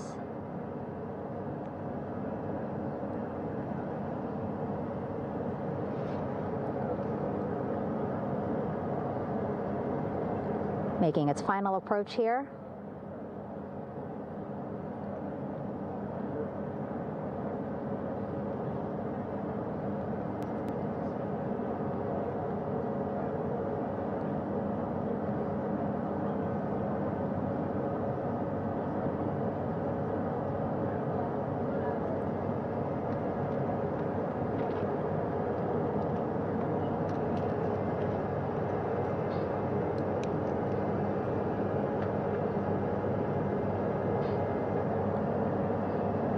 Last astronaut, Commander Reed Wiseman,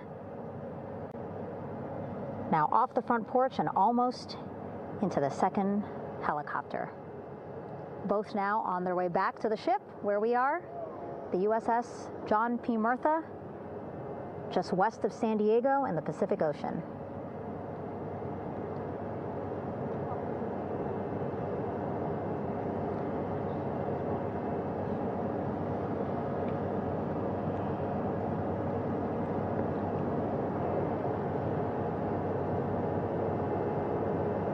Exciting to see our 4 crew members minutes away from landing on the flight deck here on the recovery ship. 550 people on this ship, excited, ready, anxious, looking forward to welcoming this crew aboard.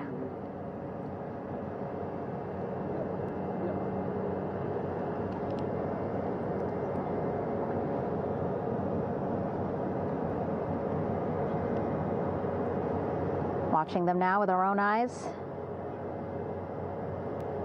Close to the ship here. Hearing them begin to hover on the flight deck, which is just across from us, here on the bow.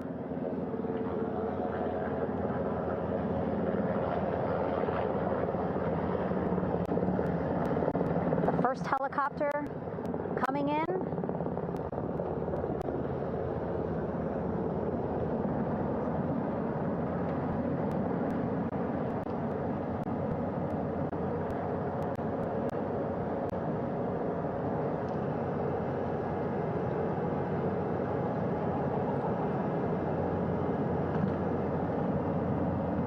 And wheels down. Wheels down of the first helicopter carrying 2 of our Artemis II crew.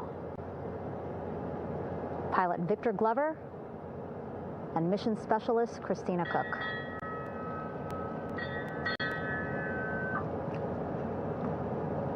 Hilo 1 on deck reported on the recovery loop.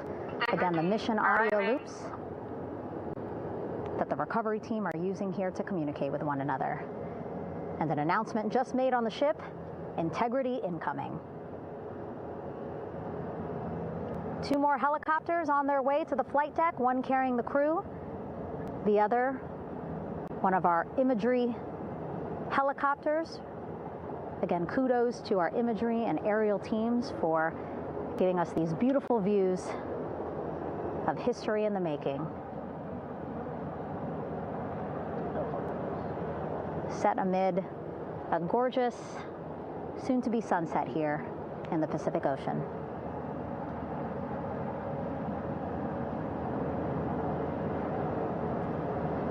Second helicopter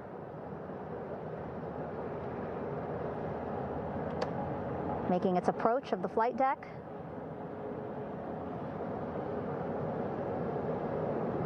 Plenty of people here on the bow with their cell phones out, filming this moment.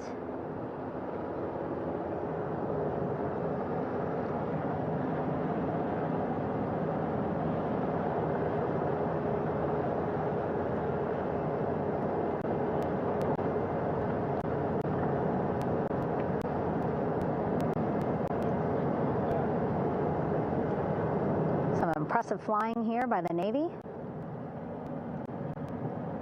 as we are seconds away from wheels down.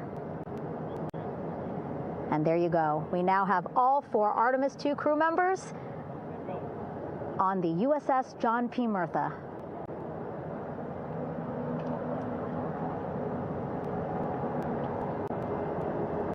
I'm sure they're happy to be out of the water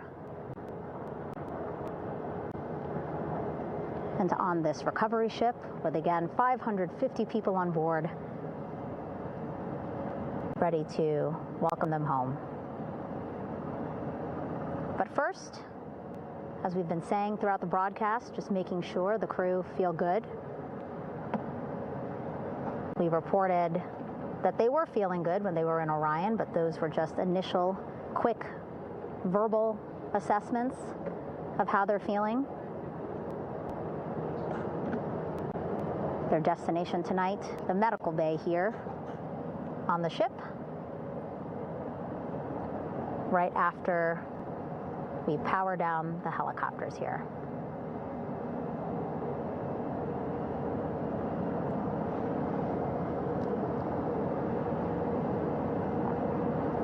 The team on the flight deck working quickly but methodically.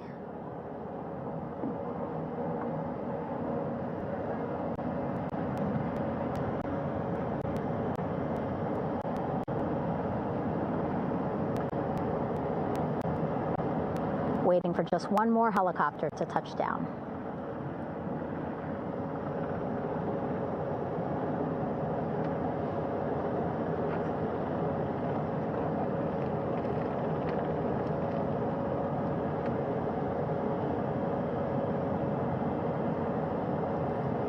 Very limited personnel here on the flight deck. Restricted maneuvering doctrine is in effect.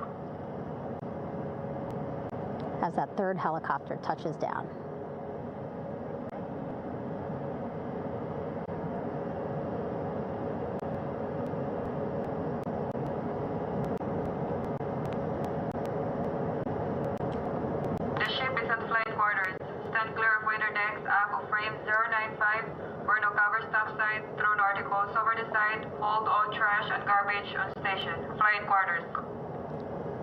While just a few folks on the flight deck itself, there are plenty more on some upper decks. I see in some of our views a very packed crowd overhead. Announcements being made over the ship's loudspeaker system, reminding folks to stay clear of operational areas like the flight deck, so that teams can work quickly to get the crew off of the helicopters and into the medical bay.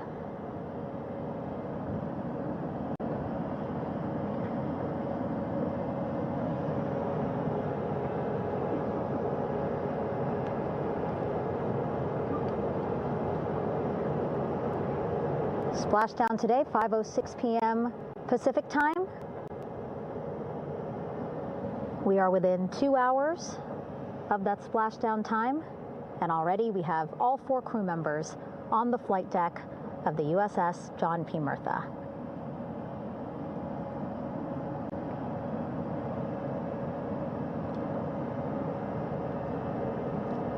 Again, crew waiting before getting out for the helicopters to completely shut down.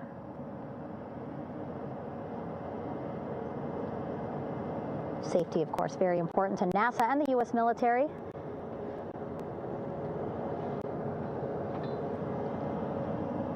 So we'll wait just a couple of minutes here before we start seeing crew members walk off the helicopters one by one.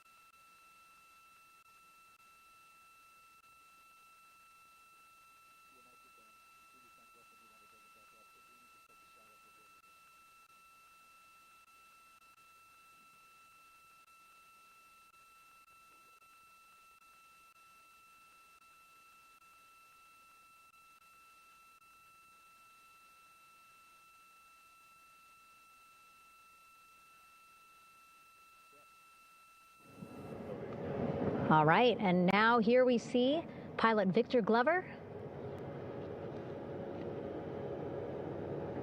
and mission specialist Christina Cook sitting on the edge of one of the helicopters, looking in great spirits.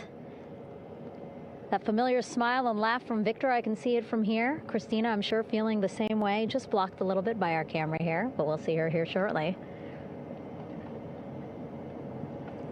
A photographer taking their pictures. Victor saluting folks on the flight deck. They look like they're in great spirits. Happy to be home, I'm sure.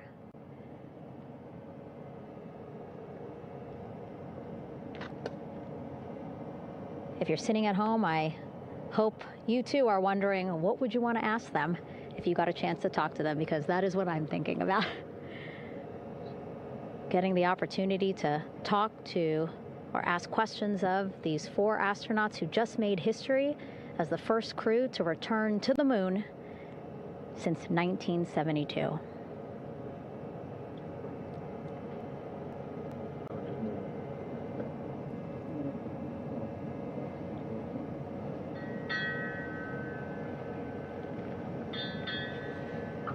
Oh, there we see Christina there, also smiling. Finally peering out, waving at the cameras. Hello to you too, Christina, yes. Welcome back. Welcome, welcome home. A loudspeaker announcement on the ship saying, "Welcome home, Integrity."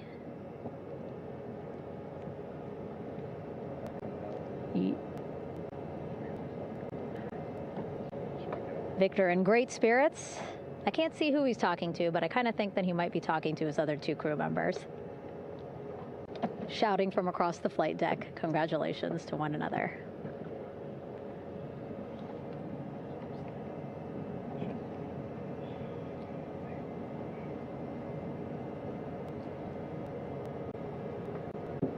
And so now we see some Navy personnel walking up to the helicopter.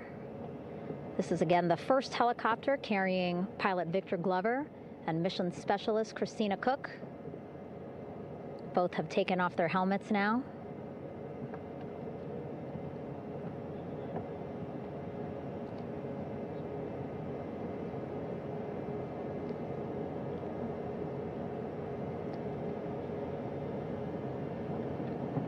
Some pictures, video, to catalog this historic moment. A beautiful sunset just behind them here in the Pacific Ocean. Golden hour. These pictures will be beautiful.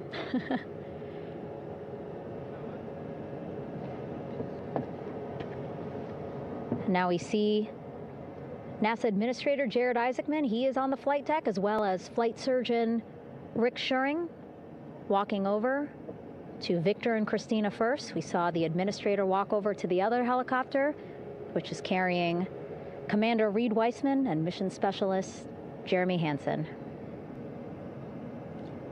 We heard from Rick earlier in the broadcast. Again, he said he's going to be out there on the flight deck to do another initial assessment of the crew, ask them how they're feeling, anything bothering them.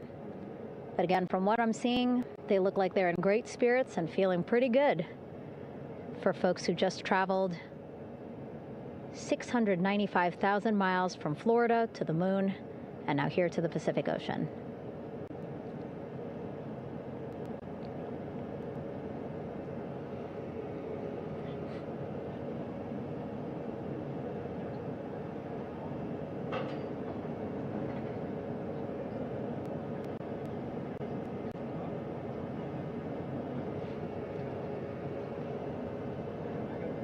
We're now seeing NASA Administrator Jared Isaacman walking across the flight deck. He had been talking to Reed and Jeremy, now approaching Victor and Christina. A hug from Victor, a hug from Christina. What a moment that we're getting to experience together.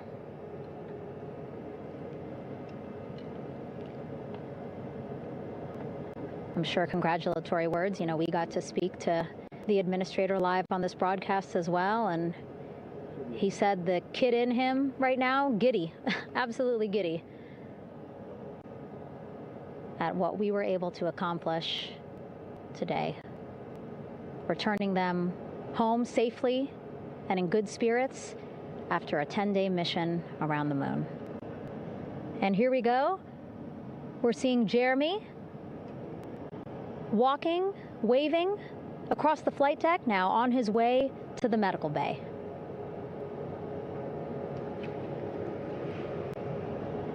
It's a short walk, less than a minute. Again, that's why the recovery team decided to use helicopters to get them on the flight deck for that short walk to medical bay. And now on the flight deck, we see the chief of the astronaut office, Scott Tingle. Rick Schuring switching places. He's going over to the other helicopter. Big hugs from Victor, Christina to Scott. Again, a gorgeous sunset setting the stage for this recovery tonight.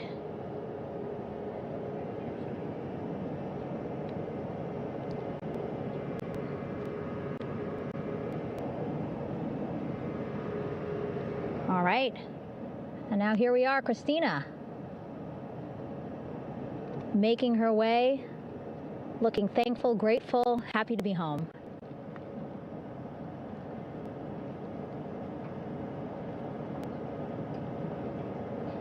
You can see she's looking up. Again, lots of people, just a few levels up off the flight deck,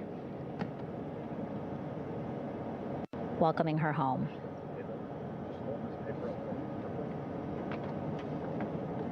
Scott holding the door like a gentleman, but back on his way to the other crew still on the flight deck.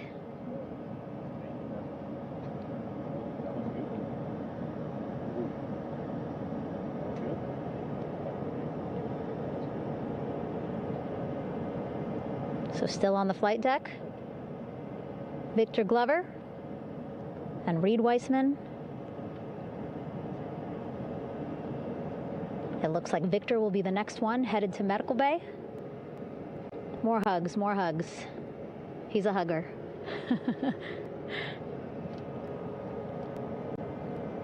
Victor looking good as he walks across the flight deck. NASA Administrator applauding.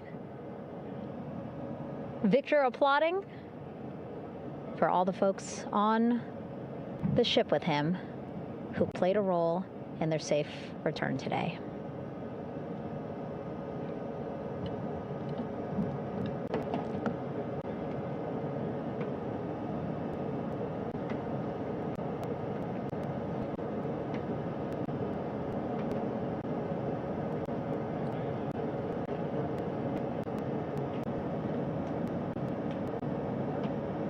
And finally, just one Artemis II crew member left on the flight deck, Commander Reed Weissman.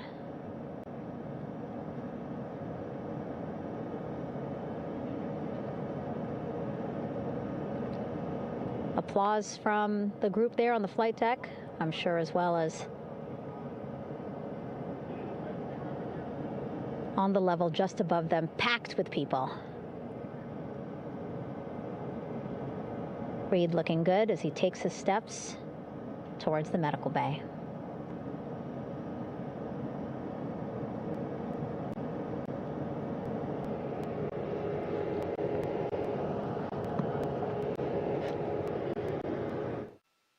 See our 4 Artemis II crew members back on the ship. Again, now they will head into medical bay, where they will be assessed by flight surgeons from both NASA as well as the Canadian Space Agency. A more in-depth assessment. When they get to medical bay, they will each have their own nurse. They will be helped out of their suits. And then again, we'll check to see that they're feeling good. Make sure it's not just adrenaline, but that they are feeling good from their long journey back from the moon. Beautiful shot of that sunset,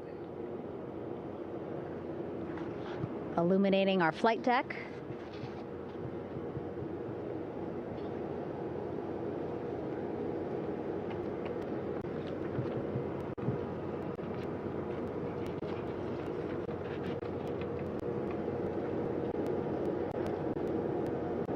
All right, and now with our astronauts safely on board, I want to welcome on Artemis Recovery Director Lily Villarreal. Lily, I don't know how you must be feeling right now. Ecstatic, I'm relieved? so ecstatic, relieved. Of course, we still have to bring the capsule into the well deck of the ship, but this is a major milestone to have the crew here on the ship and in medbay. You know, our team has been preparing and working really hard, and I'm just so proud of them all. Everything went very well, just as planned. Our teammates in Houston, the flight control team was just amazing. We were able to have great conversations and communications about everything. And I don't know what else to say. I'm just so ecstatic. It's such a wonderful feeling to get to this point. Again, we still have to get the capsule, but this is huge for all of us in landing recovery. And I couldn't do this without my team, and of course the full support of the U.S. military. There's going to be lots of, you know, high fives when we get the capsule back in, and I'm so happy that the crew's doing well, Ryan's doing well, and you know, thank you for, you know, for everybody watching. Yeah, it was great to watch the crew come back to the ship with you. How were you feeling when you were seeing them looking so happy to be home and feeling really good? You know, the funny thing is that we had video of them from inside the Orion vehicle. They were like that from the beginning. When we opened the hatch, they were already out of their seats, having a good time, waiting for us to open the hatch. And they opened the hatch, and of course we did the first medical assessment. Everybody was doing very well, and they were just having such a great time with the medical team that was inside the capsule. I think they were all taking selfies with you know, the phones that they have, probably talking about what they saw, and it was just smiles all around. They were having such a great time. And then we put them on the front porch when we were ready to put them on the front porch. And again, you could see they were just so ecstatic to be home and talking to everybody. So we were very happy to see all of that in the control room of the LFOC. How remarkable is that? Again, if we think about their journey, the 695,000-mile journey around the moon and back, coming back at 30 times faster than the speed of sound. I mean, how remarkable is that they are in such good spirits? I mean, this is an amazing crew. I think you guys have seen it for the past 10 days. They're wonderful people, and we're so happy that they brought us along on that ride. And I can't wait to see all the additional videos and pictures that they have that, you know, we'll get a hold of now that they're back on the ground. And I can't wait to hear how, you know, a little more than what we saw on the press briefings from the crew about what they saw. It's just fantastic. You know, some of my favorite people during this 10 days was the science team and how excited they were. And so this is exactly how we feel in the landing recovery team when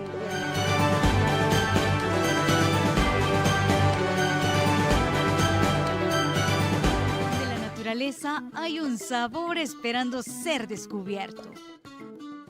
Porque a todos nos encanta el jugo como aquel amor que es incondicional. Para disfrutar en familia, refrescar tus días y llenarte de energía. Tú eliges el sabor de tu fruta preferida. Disfruta los pequeños momentos y atrévete a probar el sabor de jugo Sloty. Llegó abril, es el momento perfecto para enviar tu caja. Esta primavera envía de forma segura y confiable a Guatemala, El Salvador y Honduras con Transportes Zuleta. Ofrecemos servicio de puerta a puerta para que tu caja llegue directamente a su destino. Próximas salidas 15 y 29 de abril. Aprovecha nuestros especiales del mes. Llámanos hoy mismo al 301-559-7820 y recogemos tu caja en la puerta de tu casa. Transportes Zuleta, tu mejor opción para envíos de encomiendas. En Megamart Chilo buscamos siempre darte lo mejor y contamos con un departamento de frutas y verduras amplio, espacioso, para que disfrutes todo el tiempo comprando productos frescos y de alta calidad. Por tradición, todos visitan Megamart Supermarket Chilo, porque nosotros sabemos lo que te gusta. Megamart Chilo, ubicado estratégicamente en el corazón de la ciudad de Hyattsville, muy cerca de ti. Megamart Supermarket Chilo, el supermercado por tradición. Siendo tan salvadoreño como tú, conozco tu país, mi país, conozco nuestra comida, nuestra cultura, conozco los problemas legales de mi gente. Abogados y notarios salvadoreños en los Estados Unidos y en El Salvador, queremos ayudarte a resolver esos problemas legales. Tramitamos todo tipo de poderes, escrituras de compraventa, divorcios, aceptaciones de herencia, auténticas, etc. Visítanos en nuestra oficina o llámanos al número que aparece en pantalla y será un gusto atenderte.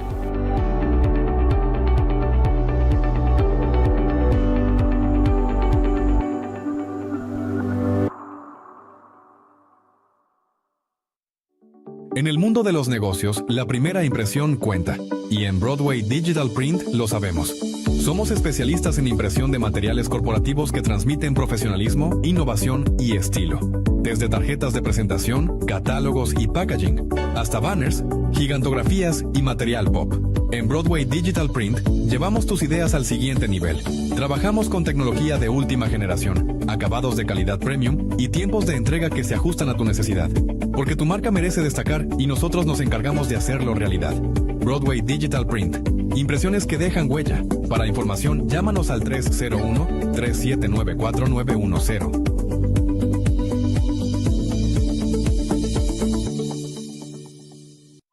¿Qué haces con $1? ¿Compras una bebida, golosinas, lo tiras? O a veces recibimos algo tan pequeño que no le damos importancia. Pero en ocasiones basta detenerse un momento y cuestionarnos, ¿y si ese $1 vale más de lo que parece? Aquí, en el Hogar Padre Vito Guarato, $1 se transforma en algo inmenso. Gracias a tu aporte, $1 puede alimentar, $1 puede cuidar, $1 puede sanar. Y todo se transforma en algo que no tiene precio. La oportunidad de sentirse amado y protegido. Tú tienes el poder de cambiar una vida con solo $1. Sé parte de Uno por Todos. $1. Una acción. Un cambio. ¡Dona ya! Hogar Padre Vito Guarato.